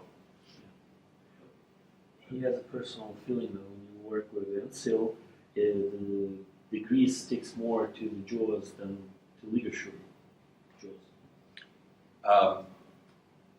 Okay, so It seems to me. yeah, so your statement is your belief. What I can tell you is in randomized control trials, the only difference between end-seal and ligature of parameters that are normally measured, like speed, burst pressure, etc., sticking, is there's much less sticking to end-seal than there is to ligature in studies. Doesn't mean it's your personal experience is not that. And the reason for that sticking is the PTC. That's the only thing I can see that the PTC matters. If we take the PTC off and test it, it will have less, the sticking will be the same. So it's a really interesting observation because it goes back to what is a randomized controlled trial and what do these studies mean. What it means is that on average that you see more or less. So on average, end-seal has less. But in an individual use like yours, you might see more. But I'm not trying to change your mind. I'm telling you the data. So one of the things that is interesting to know on that, and I don't know your first name. Upset. Forgot it. Is if you reuse the device, then if you've reused the device, not just used it once, then the sticking might be a problem. Because there can be problems with the PTC. And that causes sticking. So on an individual, new use, only used once, which is all we would recommend, the sticking is less. Now I'm thinking, if you're seeing that, why? One of the reasons is, I also know that if you're reusing it, you're going to get more sticking. But if it's if you've only used it once and you're seeing more sticking, I'd love to actually watch you operate and see if there's something about it, because that's the one thing we know is different, and I don't make a big deal of it. I agree. I used it only 3 or 4 times. Maybe it's due to my Вы говорите про то, что ты одноразовый инструмент, And многоразовый the используешь. temperature in the jaws is different because of the PTC. just our thinking about it. So, theoretically, in theory, the PTC should be keeping the temperature at about 100 degrees. In theory, Ligature also will tell you that their instrument is only 100 degrees. The reality is, I don't believe either one. I don't believe them and I don't believe us. And the reason is as follows. When electrons discharge in tissue, that temperature is about 300 degrees. So what is the real temperature of the instrument? I'll show you some videos later. And then what's the temperature of the tissue? But in general, one would say, because you have PTC, the temperature should be equal to or lower than what you have with ligature.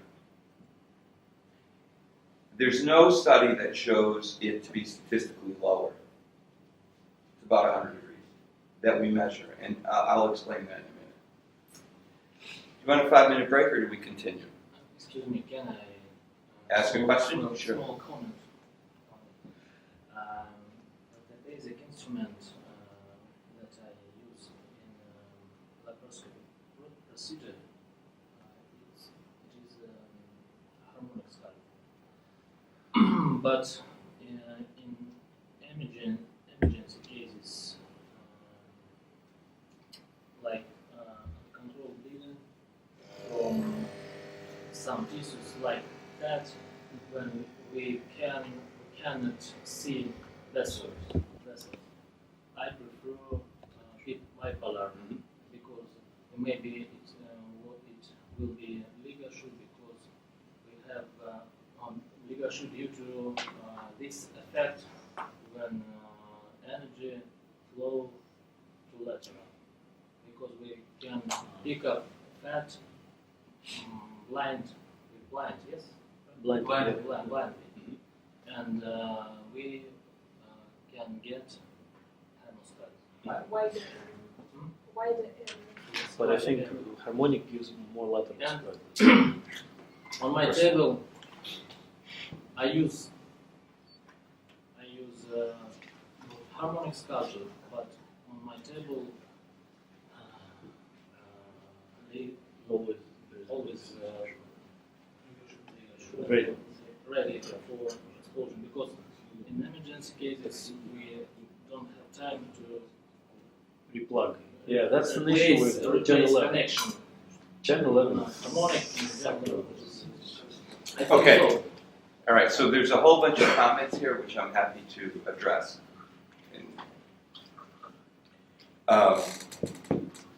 Let me start with,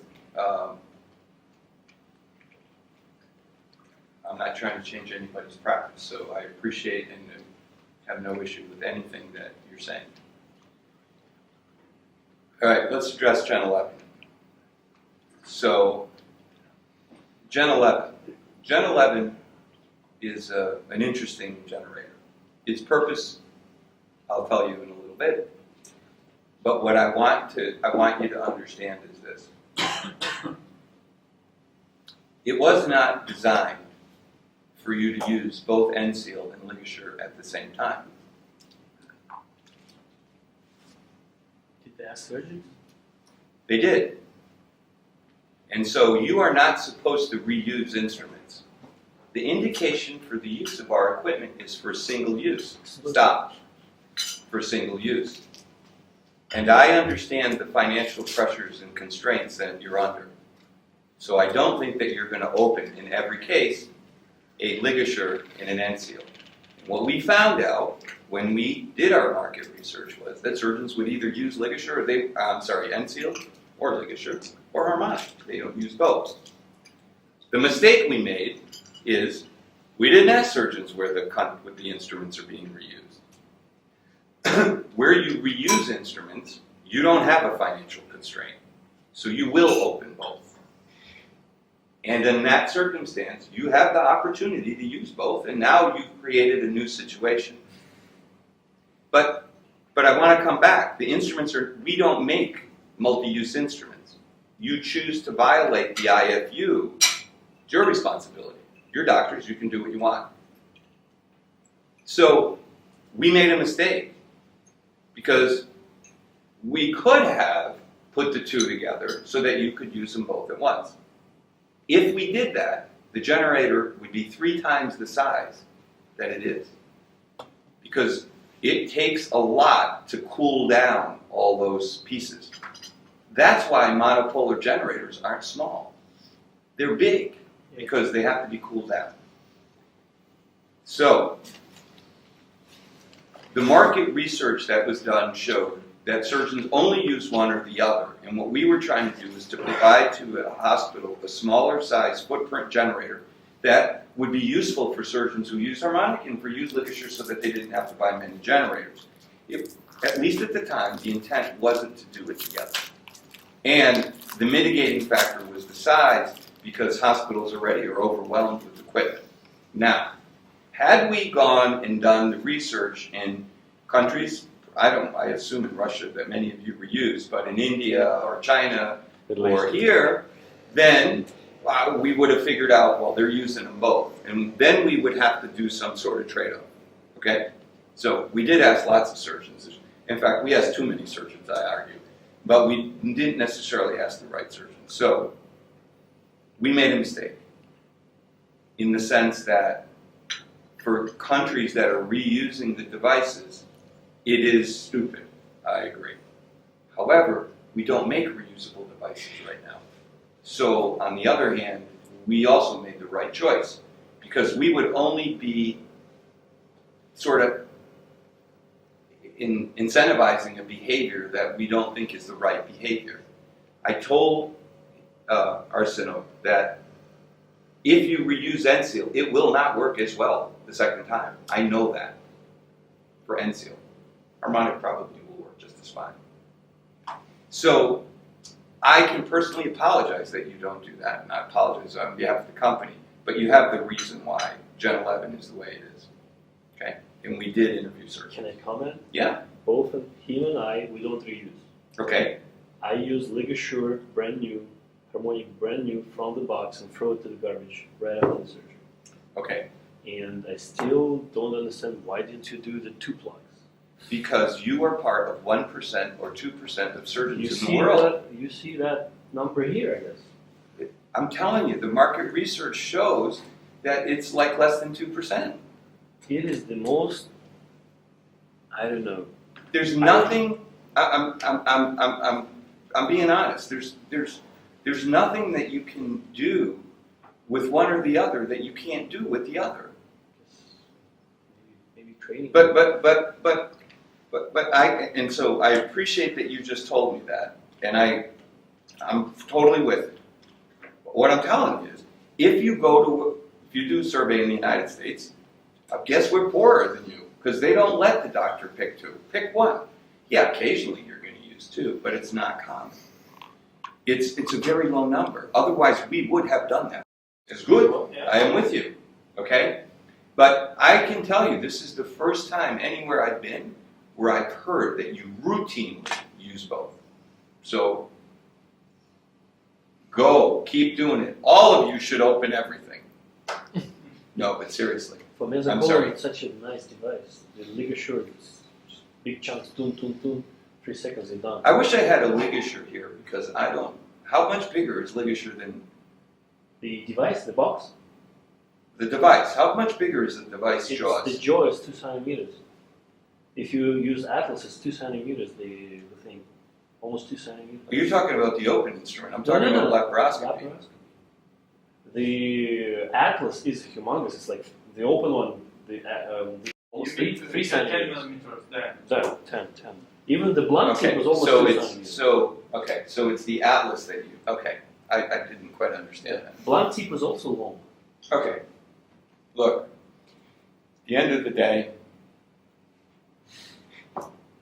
I'm with you. I'm telling you, we did market research. Now, the other question that you asked was, so this, now I understand why, because you're using the big Atlas for the meso, no? Mesocolon, yeah. No, you use Ligasure 5. No, for mesorectum, I use harmonics. Yeah, but then when you have to do the... Yes. Верхню брюшную артерию. Верхнюю брюшную клипирую и с ножницами или можно гармоником пересечь. А мезоколон, когда после верхней брюшечной, нижней брюшечной, ты когда даешь кишке уже. Можно просто селективно выбирать, селективно сосуды выбрать. Лепароскопически. Да, да. Геморрой. So here's what's interesting for me. Here's what's interesting for me. This is a great conversation, and we need to move on because I have to finish this ultrasound today. Well, here's what's interesting. It comes back to your market research, and it's so I spend a lot of time talking to doctors, not in this, but where I'm asking questions and just understanding. Last week, as I said, I was in Mexico, and I walked into an operating room, and there was a surgeon doing a low anterior resection. He was using a laparoscopic end seal. Laparoscopic end seal in an open operation. And I asked why. Because his issue is about access and visibility. And he didn't want a big wide-ass atlas in there to block his view. So he used end seal. You guys are telling me you want the big thing. Which means we're all different and we have to be able to provide solutions to meet all the needs. Still. Okay. The company that will bring the device in one, and it's a big hassle, and I think it's completely out of ethical Johnson & Johnson style to produce something with one in point and something on the the plastic thing hanging. It is just such a cheap move. What? I don't know what you're talking about. The connector, you have to change it always. From Gen 11, you can pull. You see that white thing? You have to change it. You have to change it if you. It's only got one connection. No, you have Wait, are talking about connecting can point. we use the connection synchronously? He wants both at the same time. You want both at the same time, right? But if you don't have this connection point, only harmonic will go in, not end seal. That thing, that part. I'm sorry. I don't quite understand the problem. It is the most ridiculous thing. Without this thing, Okay, but really, is this what's killing it? Is this the problem to do this? That's not a problem. Because if I can save you $10,000 for that, then that's good. Now, I'm not saying it's right, but there's a reason for this. that looks like artificial appendix to the So solid but you know device. why this is here? Because you're changing the energy.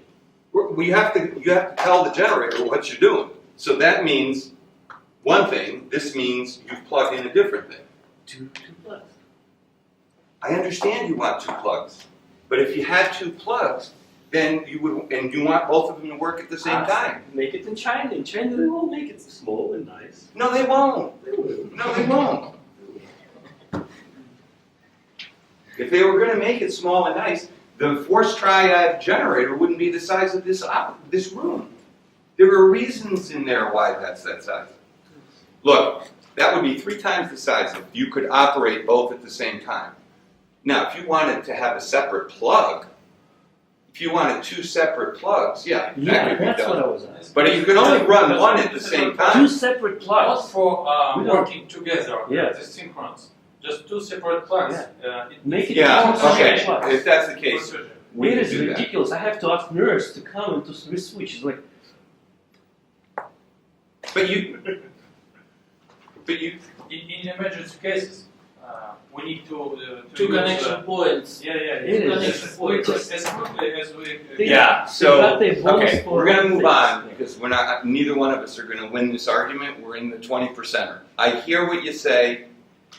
If you want, I can bring the engineers to come and The explain. second floor needed Yeah. construction Yeah. and no problems in this situation because if you operated, you need the new man or woman who nurse, scrap time, knows whatever. or change this That is designer's flow. design. That's a flow of the guy who actually was in charge of the Switch Let me ask you a question. I'm going to ask a question. What does it want you? No, Okay. no. I'm going to ask you a question, and then I'm going to move on. If 95% of the people that use that device only use one instrument, either harmonic or end seal, and 5% of the world uses both, how would you make that instrument? Because you have to make that cost as little as possible. Two instrument preparation. So 95% use only one. 5% use two. Are we 5%? You're less We than are 5%. You're less than 5%. And you have to work with those who are forming the. Okay, the we're not, it's fine. I got the message. It's not Yeah. changing. Yeah. But I got the message. Sorry, see you. Energy. What time is it? It's 6:35. 6:32. Talks for the morning? It's 7. Yeah, so you need to talk for tomorrow. Tomorrow I will be present. You won't be present. Okay, Thank you. thanks. We see you. So, that was a derailer. What time is the pickup? Yeah, what, no, it's already 6:30.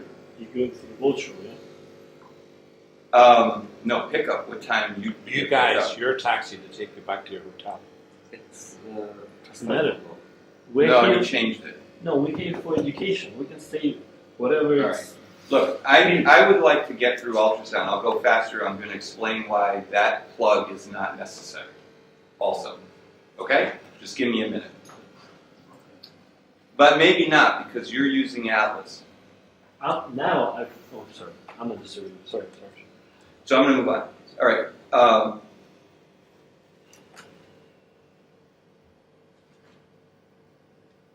I want to take a 5-minute break. I'm going to reorganize my thinking, and then we're going to go. Is that they want the generator to do both. What you're basically saying is you just want 2 plugs. What's really important about that is for some other project that we're doing, where I believe it's what you're saying is important, and when we asked doctors, they didn't say it was important. For a different project, I now understand. All I can tell you is when we did market research, we did not identify that surgeons were frequently using both. What I have just learned is that in Russia it is common practice.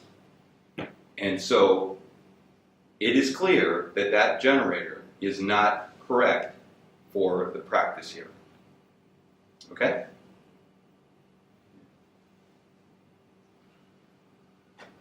And I will send that feedback back because it's actually very important for another project that has a lot of impact along the same lines. I agree that you never want to ask somebody to do something that you would want to do that takes away from the operating room. So let's move on to ultrasound.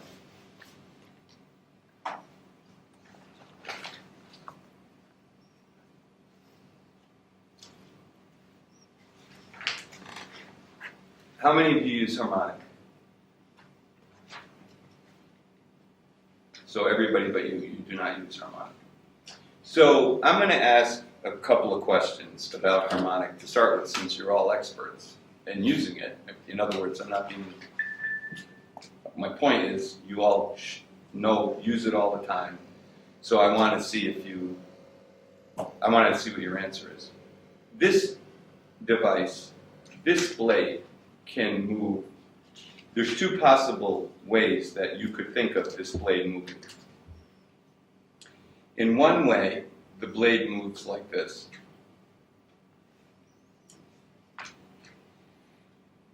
So this piece in here is moving 55,500 times a second, the whole length. So it moves as a unit. Okay? In another way that it's possible is that this metal expands, and when this expands, it causes this piece to contract, and then that causes this piece to stretch, contract, so that what you have is a series of expansion and contractions of the metal, and at the end it expands and contracts. So in one case, the whole thing is moving, not the handle, but this whole thing is moving inside, 55,500 times a second. And in the other, this is expanding and contracting 55,500 times a second. Which one is it? Sonocision. Number 1 or number 2? Sonocision with small pieces. What does sonocision have to do with this? Yes. I just asked you, does this move like this? Or does it move like this? the soil. I think the first, Yeah. So it moves like this. Maybe not. Yes. Second. because Number one, the driving is in the handpiece. is in the- So this either moves, what I'm trying to say is that a point moving here is moving at the same point as the point there. That's the whole thing moving. Or that a point here can be moving this way and a point here can be moving that way. Right? Because it's a series of movements. Understand the difference?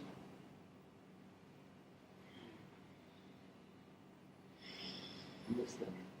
You understand. Which one is it? The whole thing or pieces?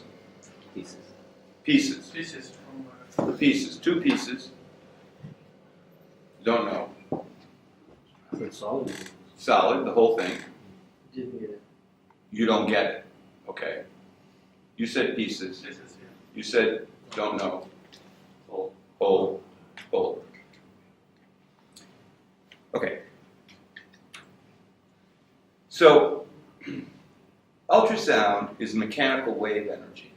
It's mechanical waves. And what a mechanical wave is when energy is put in the material and the wave or energy moves through the material, but the material itself doesn't move.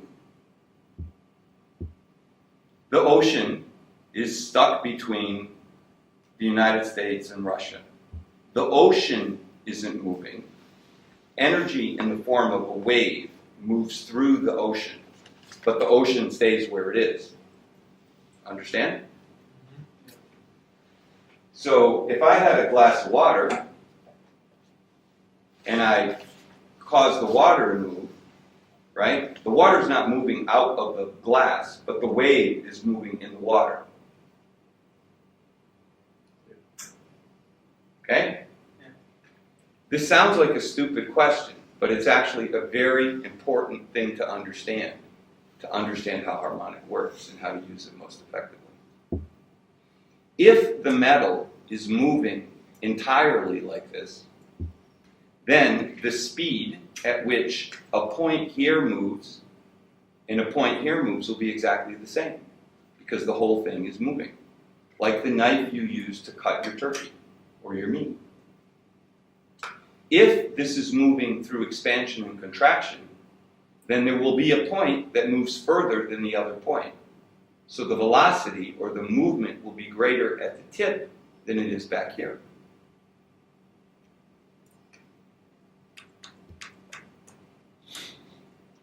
If you look at those dots, the distance that this dot is moving from this dot is going to be less than this dot moves from that dot. And what mechanical waves are the movements of the molecules. So in a harmonic device, or an ultrasound device, sound-precision or a harmonic, the distance that a molecule moves is, this is expanding and contracting. It's expanding and contracting. So this metal in here is moving in segments called wavelengths and expanding and contracting. This point at the tip is where the motion is the greatest. It's where it moves the furthest. The point in the back is where it moves the least. So an ultrasonic device will always cut better at the tip and coagulate better at the back. It does not uniformly have that property. That's why you use a spring hinge, so that you put less compression on the tip and more compression on the proximal side to balance the cutting and coagulation across the device. So you're right. It is not moving in unison. It's moving by expanding and contracting. So this device, when it's activated, is moving the metal itself, making it get bigger and smaller.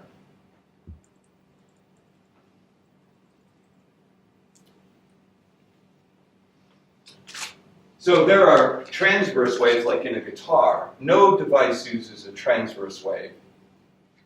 The only waves used are longitudinal waves, and if you look at that spring, it shows you what's happening. You see, it's the whole thing isn't moving at once. It's expanding and contracting like springs. It's a series of motions that happen in the device. Because it's in metal, when the wave gets to the end, it comes back. It's reflected back. So in a traveling wave, like I would do if I took this cord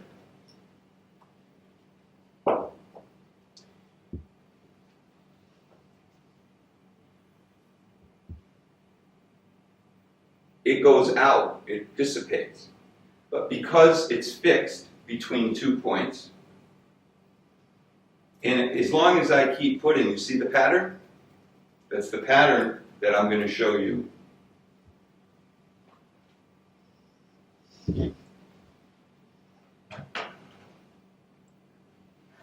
At the bottom. Thank you. You see the pattern? Like on the bottom? You can see it's going like this. Why? Because I'm putting this in at a particular frequency, and the waves are going to her hand and back. Two waves that are traveling in the same direction will add. You only see one. Two waves that are in the opposite direction will cancel each other out. So when you activate that device, you create a steady state. And you can see in that device that there's, well, maybe it's not long enough. There's a series of waves in there. Now this is transverse. If it was longitudinal, it's the same, except the material is expanding and contracting. So there's a violent movement of the material that causes it to expand and contract. And the velocity, or the movement, is greater at the tip than towards the back. It is the reason why we can make this thing work, because inside of this device, there is a series of places where there is no motion. It is not moving at all. And the tip moves further than it does in the back. Everybody understand that? Yes. So you have to think about it as when this contracts the metal, it pushes that, which causes it to expand and contract. So there are points where there's no motion. And again, the distance this particle moves from that is shorter than this distance from that.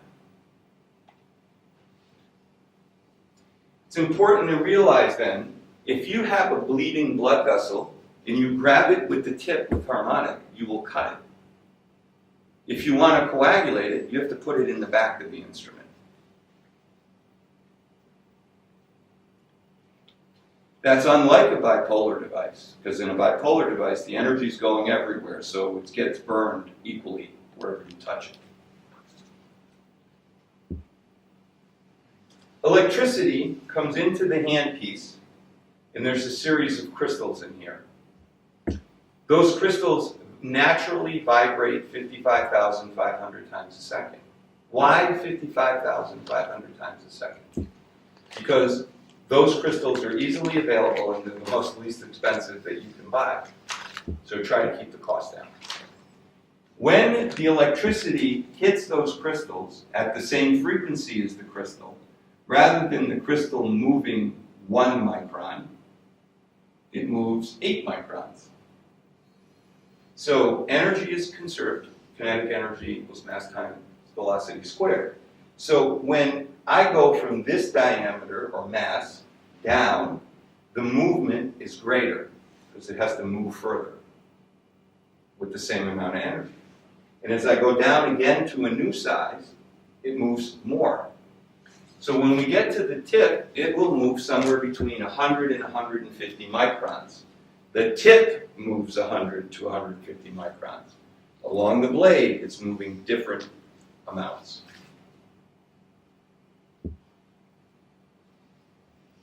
So you can cut, coagulate, dissect, cap, and do lots of things, right?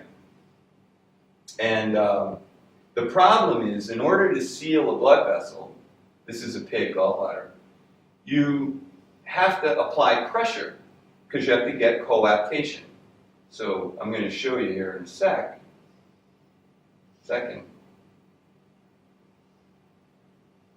Coaptation. So I have a little bit of liver bleeding here, and watch. I'm holding pressure. You can't do that if you're dividing the mesorectum. So in order to do that, the idea was to make a scissor where you would apply the energy against the pad. And that's basically what happens with ultrasound. And in doing so, you seal the vessel. And this is an electron or photomicrograph, and that's the seal. So I want to stress that the piece you see out here is not important. The seal happens behind that, behind where you cut.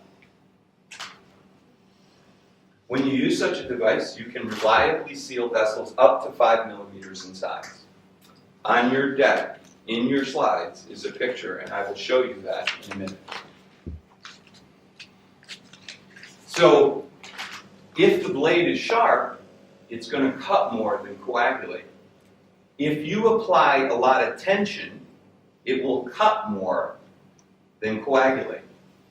If you squeeze really tight, which you cannot do with ACE, you will cut easier than coagulate. And most importantly, where it is on the blade will matter.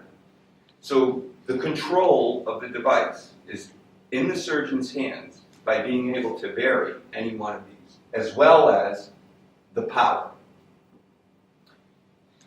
Because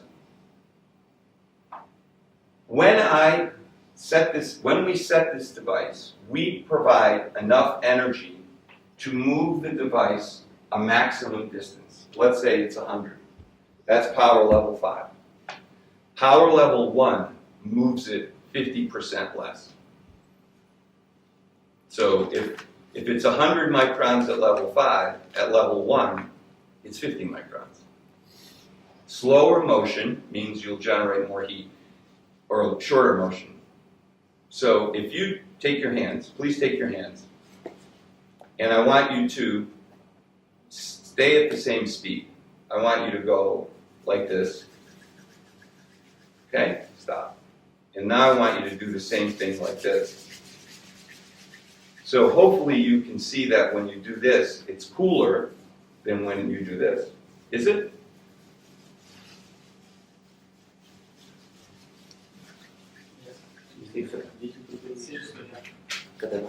Well, because when you're doing this, you're keeping the heat between the blades, your hands. When you do this, there's a period where it's exposed to the air outside. It's like if you cut a tree. You don't use a small saw to cut a tree. You use a long saw. If you use a small saw, the saw will get hot and it can get stuck because it will swell. Use a big saw, it cools down as it goes through. Small strokes, low power is going to give you better coagulation. So when you want to get the best cutting, you want to have level 5. That's the maximum movement. You want to have tissue towards the tip of the blade. We think that it's faster to stick a lot of tissue in there, but with harmonic, if you take smaller bites, you'll actually go faster if you just want to cut. And you'll keep the temperature down. And the last one is apply traction on the tissue. Traction can be of 2 types. You can have traction because you're holding, let's say, the short gastrics like this, under tension this way. And also when you apply the device, because you apply it this way, against the active blade. So you can cut really fast with this, but it will bleed if you go too fast. To coagulate, it's just the opposite. Here, you want to use level 1, the hands, smaller stroke. You want to come as much as you can towards the back of the instrument, not towards the front. And you don't want any tension on the tissue. So you've all made this issue about the inferior mesenteric artery. And I appreciate it and don't want to necessarily change your viewpoint. But here's what I'm going to tell you. If you take the colon and you apply it to the inferior mesenteric artery, and you just push down and take tension off, you will seal the inferior mesenteric artery every time. With harmonic. With harmonic. With harmonic? With harmonic. Because harmonic will seal blood vessels up to 5 millimeters in size, and the inferior mesenteric artery is 3 to 4 millimeters. But we need to skeletonize it very, very precisely. Yeah, tension. You are correct. You need to skeletonize it. And I would argue that you should skeletonize every blood vessel, whether you use ligature or not, because in good surgical technique, you skeletonize the blood vessels.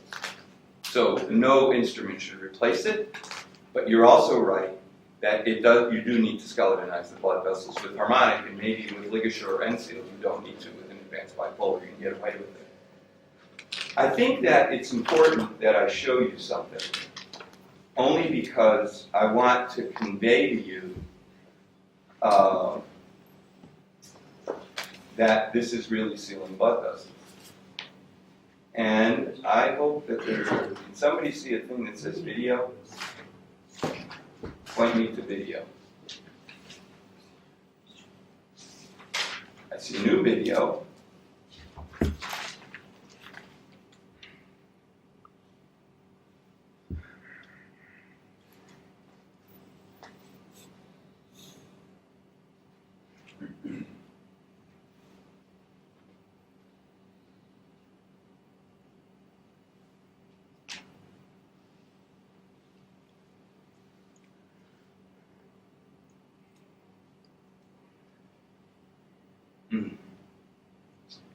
Oh my god, I can't find it. Maybe it's in the TTT. Maybe I put it in there. If not, I'll find it after and show you tomorrow morning.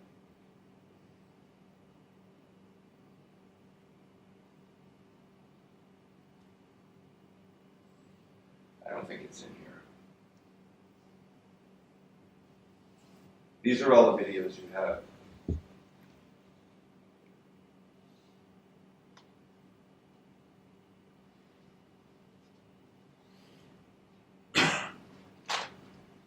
All right, I apologize. I can't find it right now, and I don't want to. Maybe if I do this search, pig carotid.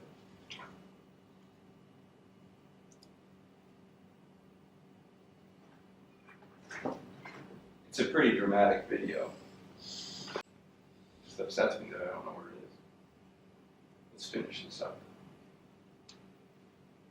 I'm going to show you a 5 millimeter vessel in a carotid artery. I think it'll be pretty.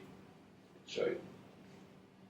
So, harmonic can seal blood vessels up to 5 millimeters in size. It is important that you maintain the right tension on the tissue. If you have too much tension, it will bleed. So, because you're cutting before you're coagulating. Now, that doesn't mean you should use harmonic to divide those vessels. It just means that it will divide those vessels.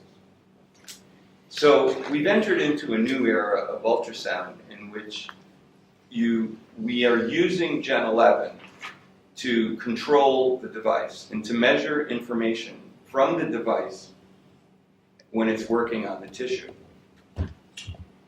There are 3 ways that we see devices working. So in one way, it's electrocautery, which is the passive transfer of heat from the instrument to the tissue. The Cayman device that you talked about, the ConMed device is an example of that. Sterion is another. You use electricity to heat the metal. The heat then is transferred. That is not the most effective way to transfer heat. And it turns out in a study that was done, the sealing is not as efficient. In the case of an electric device, a bipolar device, we're using what's called Joule heating. And in Joule heating, the electrons are coming around and they're colliding with the tissue, but the electrons flow through the tissue. So the heating is not just where you're touching, but it also is outside of where you're touching. In the case of an ultrasound device, you have local ultrasound that penetrates a little bit to heat the tissue, and mostly you're getting the instrument to be hot, also generating heat to seal the tissue. With this and this, you will tend to have limited amounts of lateral damage because there's no energy flowing through the tissue. Everybody understand that? Iron, bipolar, there. This is a study that was done by Greg Ruby and others. They compared the temperature of these devices. So they have ligature 5, trisector, harmonic LCS5, and harmonic ACE. In the study that they did, under the conditions that they used it, the temperature of ligature was 100 degrees. The temperature of harmonic was 220 degrees. Which one produces more lateral damage?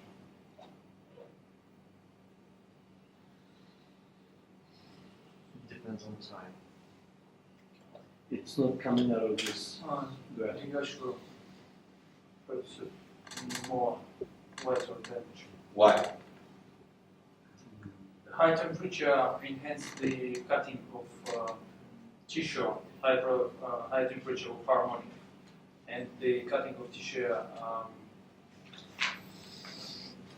It's faster in the case of using harmonic.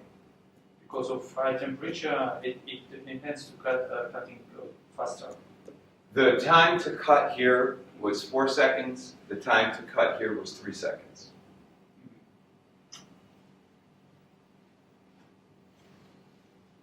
Not big deal. What's that? Not big deal. No big deal. 3 or 4. Why do you think it's no big deal? I mean, one is twice as hot as the other. I mean, the time is difference time is. It's not a big deal. 3 or 4 seconds. That's not a big deal. Lateral damage with ligature was 4 to 5 millimeters. Lateral damage with harmonic was 1 to 1.5 millimeters.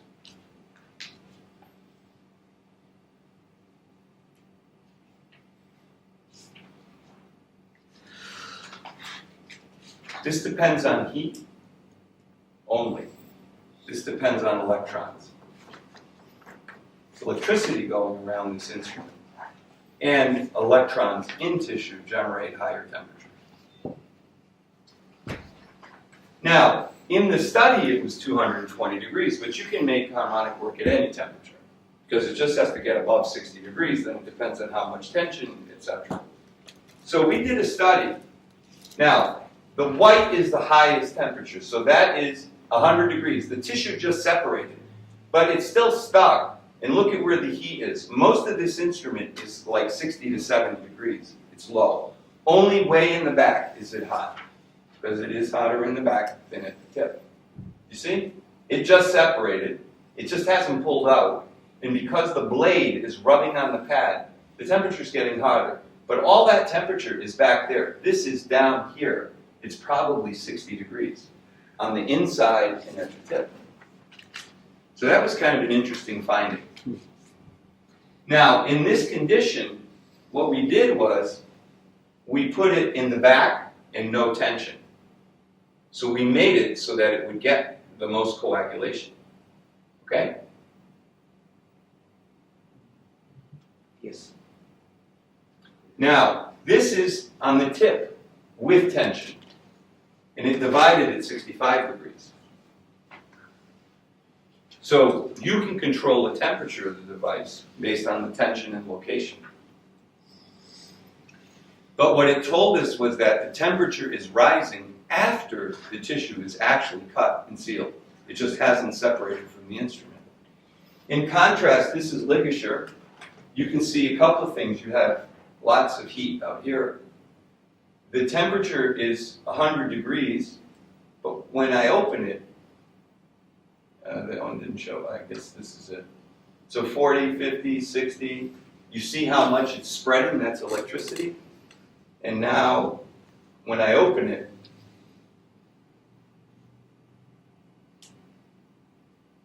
it's hot inside as well, it's about 80 degrees, so they're about the same. So what we realized from this, and here you can see the electricity, you can actually see the electricity coming out in that video. And this was something that you didn't see in the harmonic video. So what we learned is that tissue will divide at about 100 degrees. After that, the temperature rapidly rises. And if we could prevent that, we could do it. So Gen 11 is designed to be able to go from analog to digital. And it starts to process information and control the instrument. And the first device that you've seen for that is ACE Plus. And in ACE Plus, what happens is that we can measure this point.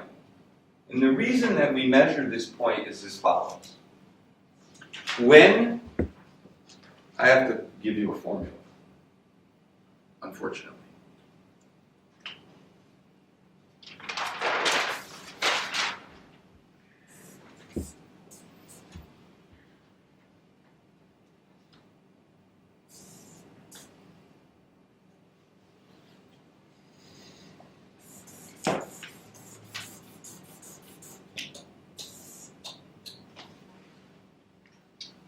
That's wrong.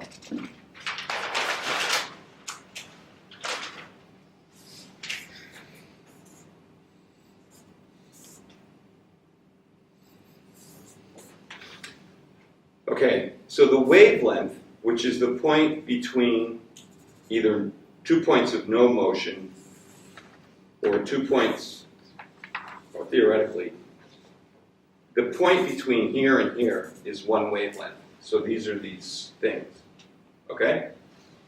This distance is determined by the frequency of the device, inversely. So if this is 55,500, this distance is going to be a certain amount, which means the blade can only be a certain length. So we can't make the blade longer at that same frequency.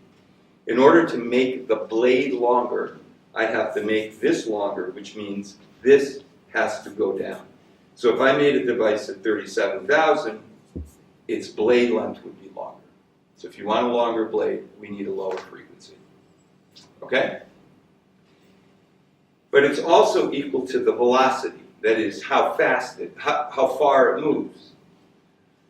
This is determined by the metal. So when the metal gets hot, the ability for the metal to move goes up.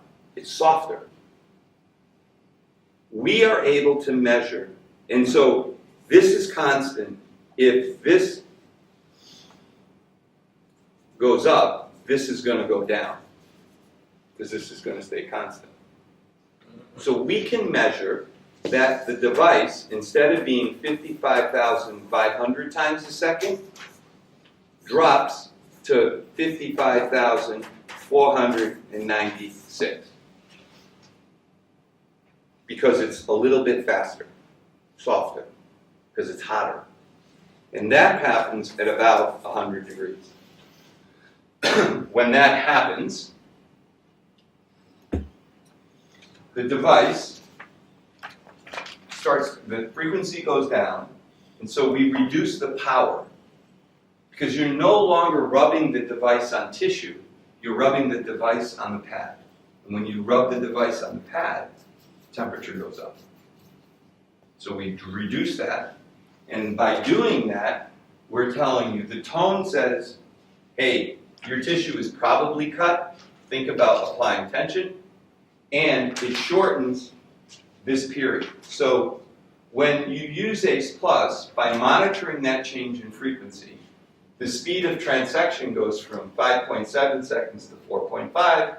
You have less lateral damage from 2.1 to 1.69. This is on microscopy. And you get a higher burst pressure, but it's a very high burst pressure anyways. So that's ACE Plus. So now we started to think, well, how are we going to seal a 7 millimeter blood vessel? Every device is made by applying energy constantly during the cycle. So if you use harmonic today, you squeeze it, you activate it, you hold it, the same amount of energy is delivered. The same amount of compression is delivered. If you take ligature and you activate it, there's energy and compression are all the same. You divide it and you're done. Now let me ask you a question. If you had a hole in a tube of your tire, you got it? Mm-hmm. Got a hole in my tire. So I put a plug there. I put a patch. Mm-hmm. Do I immediately fill that up with air? You have to pump it. Yeah, but normally you would patch it and then hold pressure on it, Yeah. and then you would fill it up with air. And usually you have to wait a certain amount of time. So what we now have is coming out, you will see, is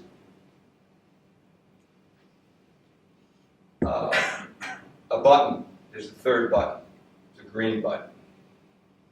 So you have max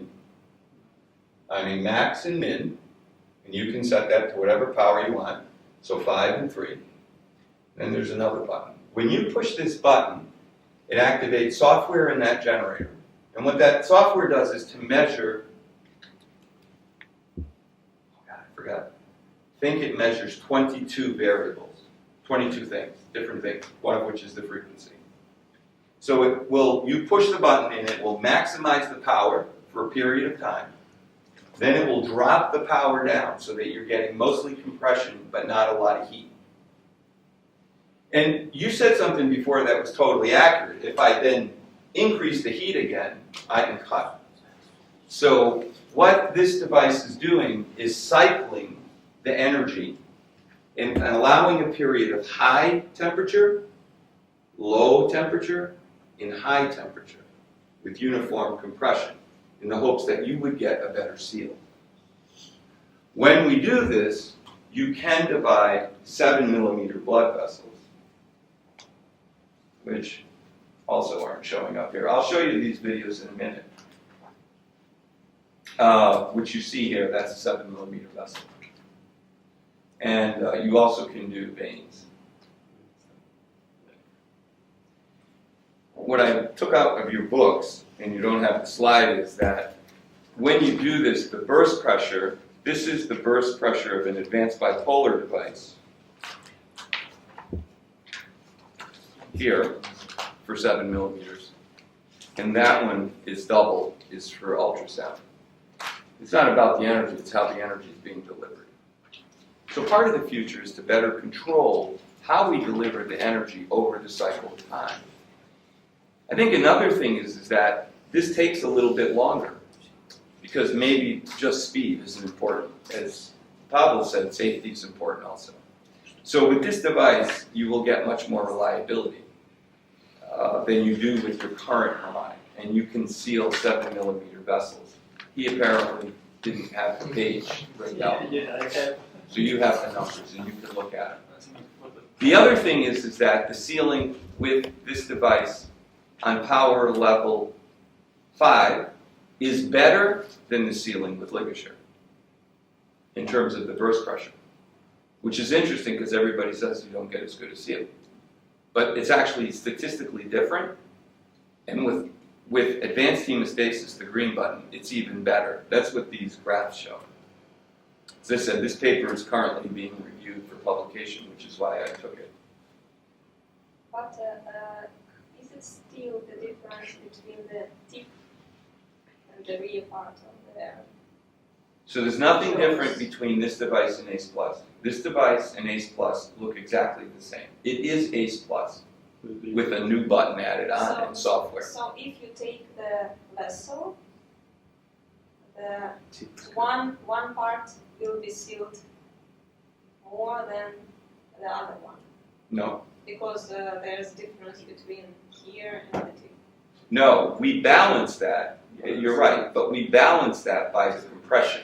So you have less compression at the tip, so the sealing is equal across the two. I'm glad you said that, because I don't want to give you that impression. The problem is if you just grab the tip, you're getting more cutting, so it's harder to seal the vessel by just grabbing it. Okay? Cutting is better at the tip, but it's balanced because we don't have uniform compression, we have ununiform compression. It's probably worth showing you this.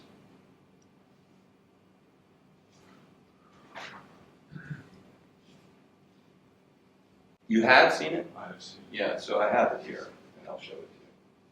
For some reason, it doesn't show up. New PowerPoint is a little bit of a problem.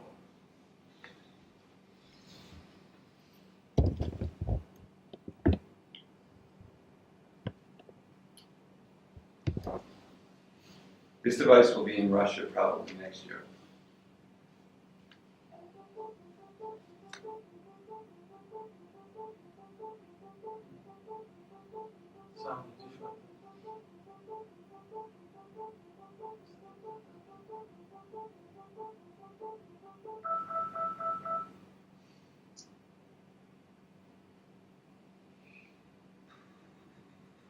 the width of this vessel? 7 millimeters. Yeah, so it's probably, yeah, I'm going to play it again for you. Yeah.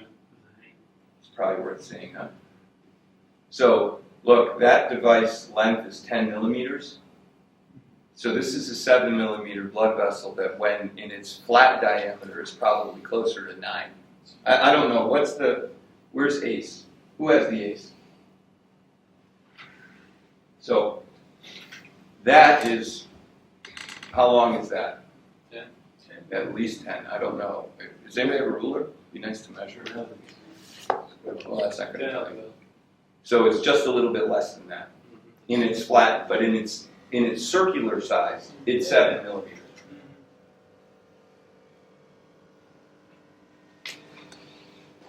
Should we change the firmware of our generators? Nothing.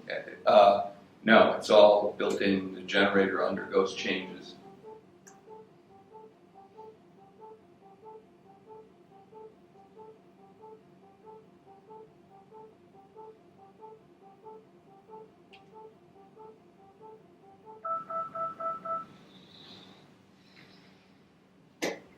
Wouldn't it be safer to do it 2 times? Yeah, like regular. Right. So we did that study, and it turns out it's less safe. Because unless you run the cycle to the end, you are not sealing the blood vessel. I will show you that information in a minute, because you asked. And then this is a vein. Now you see the vein is like the whole thing.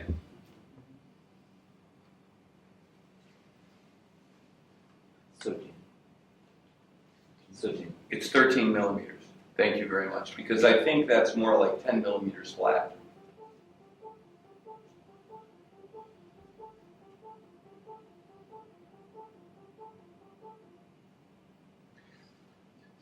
Okay? What? Some The thing some is, doubts about What doubt?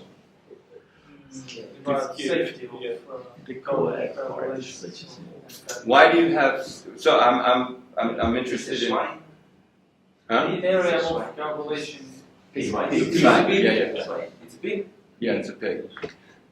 The area Sliding of razor. coagulation is too small. Sliding vessel. How do you know what the area of coagulation is? It's inside the vessel. You can't see it. It seems Свинячий. Yeah, Psychological, because when we use like a bipolar, we see this stump. very short stump. Yeah, but So let me tell we see you. it's longer, so maybe it's Yeah. So let me. psychologically we think Yeah, it's safe. and it is psychological, and it's worth talking a little bit about it. And incidentally, your reaction is like the reaction that I would expect. And if now I took you in the laboratory, you would all come back and say, when can I get one? There's a believability issue, which is what you're describing. It's like, holy shit, how do you do this? That's pretty amazing. So I appreciate it. Here's what I do want you to know.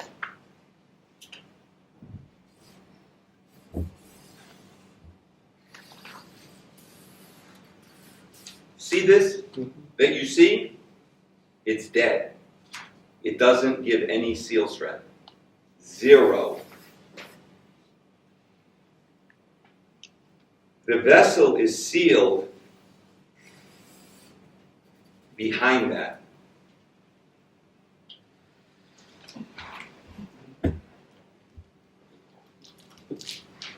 Oh, wrong deck.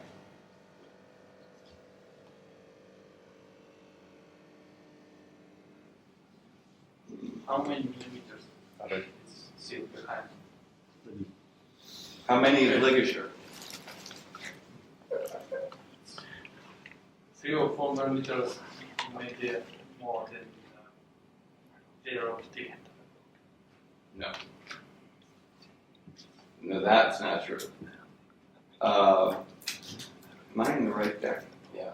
No, I'm in the wrong deck. Where's my deck?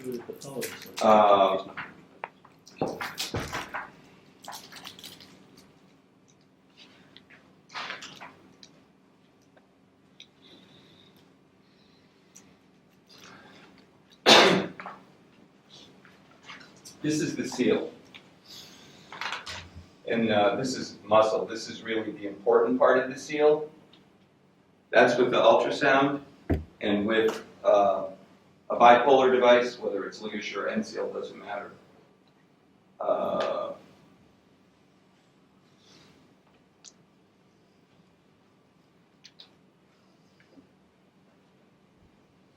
It's this area here.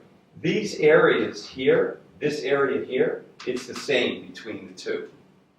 When a bipolar, so it's about the same. It's not, they're not in the 3 to 4 millimeter range because the muscle isn't what holds it. It's the collagen on the outside.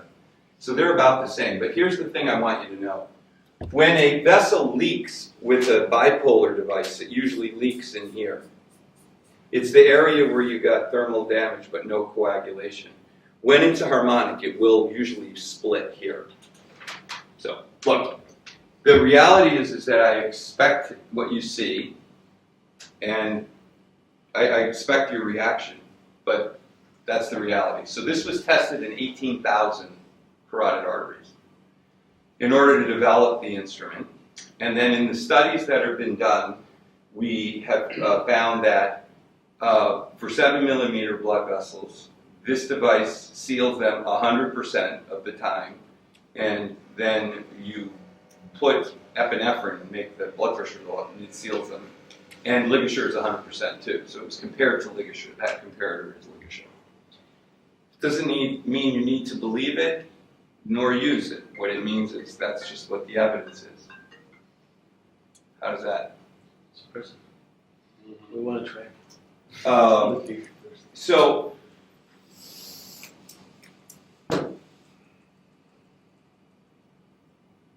I'm going to just now bolt through this last section so I can be done.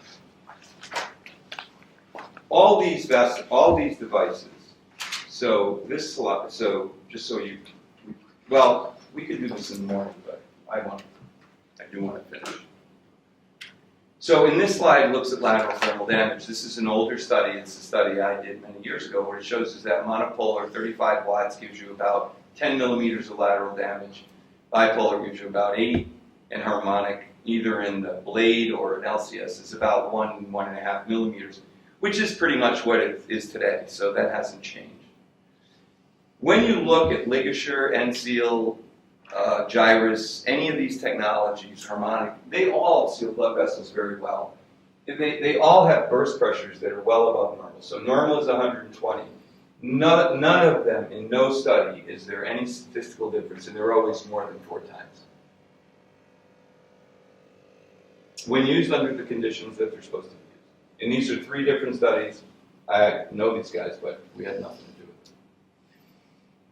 We talked about collagen elastin. Now, when you look at ligature, when you look at veins, you see the same thing. So in veins, normal pressure 20, these are way more above normal. Although surgeons do have trouble with veins, probably because you might be putting a lot of tension, because I don't know why. But in a burst pressure test, they're the same. So there is no statistically significant difference in any of these technologies. Sealing lymphatics. All technologies seal lymphatics. Harmonic probably has more notoriety for it, but they all seal lymphatics. None of them are statistically different. Don't read this slide, because this slide is a slide for me.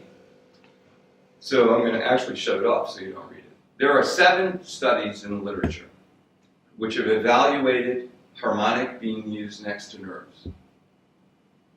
There are no studies in the literature that have evaluated an advanced bipolar technology next to nerves. 7 studies show that using an ultrasonic device up to 2 millimeters from the nerve is the same as using a pair of scissors. There is no impact on the action potential, despite the fact that the temperature of the device can occasionally get to be 200 degrees. Okay? There is a study that will come out one of these days soon that looks at an advanced bipolar device, and there are differences between them.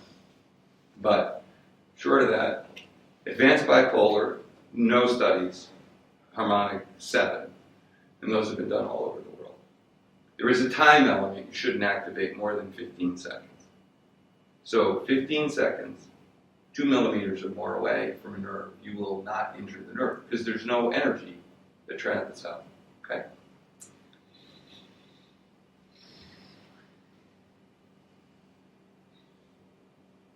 And I'm finished. So we've covered everything I wanted to cover. We went way over. I apologize. What questions do you have about harmonics or about ultrasound? The only thing I didn't talk about today in the ultrasound is sonocision, which is a portable battery-operated device with a straight blade. It would be equivalent in technology to ACE. Right? It's not ACE Plus and it's not ACE Harmonic 7. It just has a straight blade, and the advantage of it is it's cordless. The disadvantage is it's heavy. So those are the only. It's not a real technological advantage. It's not doing anything different in the tissue. It might be you don't have to deal with the cord. That technology was actually paid for by Ethicon to develop, and then we didn't want it, and of course Covidien bought it. So it's a technology out there. What questions do you have? I'll give you a couple of minutes. I need to pull something up. Huh? Stupid question. What? So, where is The device? no. So here is the most important. But when we have the vessel and we apply the jaw. Yeah. So this area is located under the jaw here, or it is, I don't know, here, or because it doesn't look like equivalent on the whole length. So here it is like more. It seems like more. Yeah. So you're right. So the way this is because it's cutting it. So this is the area in here. It's this area in harmonic. But with end-seal or ligature, it's actually the area outside the jaw. So this Because they work different. thermal spread can enhance that, or why do we think that it is bad? The reason you think it's bad is, the reason why I would say the more damage you have is bad is because in order to get a vessel to seal, you need compression, heat, and time. The more out here this is all heat with no compression. So you're weakening the blood vessel wall. That's why I find it interesting from a psychological perspective. The more I see burn, the better I feel. From a physiologic perspective, it might not be the best. And this is where you see bipolar bleed. So it's a good question. So this area is like a monopolar affected. Correct. Yeah? Correct. So bipolar is only here, and this. Yeah, so what is you're like, doing is the piece that gets squished in the middle, it's like dead. You just squished it together, dead tissue. But there's a zone out here, which you saw in that video, which is where the seal is forming. So even though you might think that this is better, this is all going to go away. So This is where the the seal width- is formed, the right width here. is not so important. So we can have an atlas ligature, or maybe have a super jaw, or just a 5 millimeter jaw. Right, so if you use a 10 millimeter, what's interesting is if you use a 10 millimeter device or a 5 millimeter device, all you did was kill more tissue. The difference is, so why is this atlas good? It's good because the jaw is longer. Why can't they make the jaw longer on ligature? They didn't. They can't make it as long as atlas. The open one, the impact is big. No, that's not a 5 millimeter instrument. sorry. Why? Because the spring isn't big enough to withstand the force. So when ligature first made the device, they made a really long jaw. They knew surgeons would want a long jaw. And it kept snapping. So you're limited by the spring. So what you do here is you're burning a lot more tissue. But it's useless.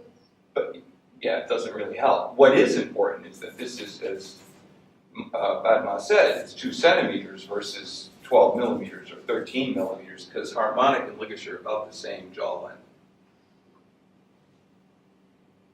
So this is not what's important. This is what's important.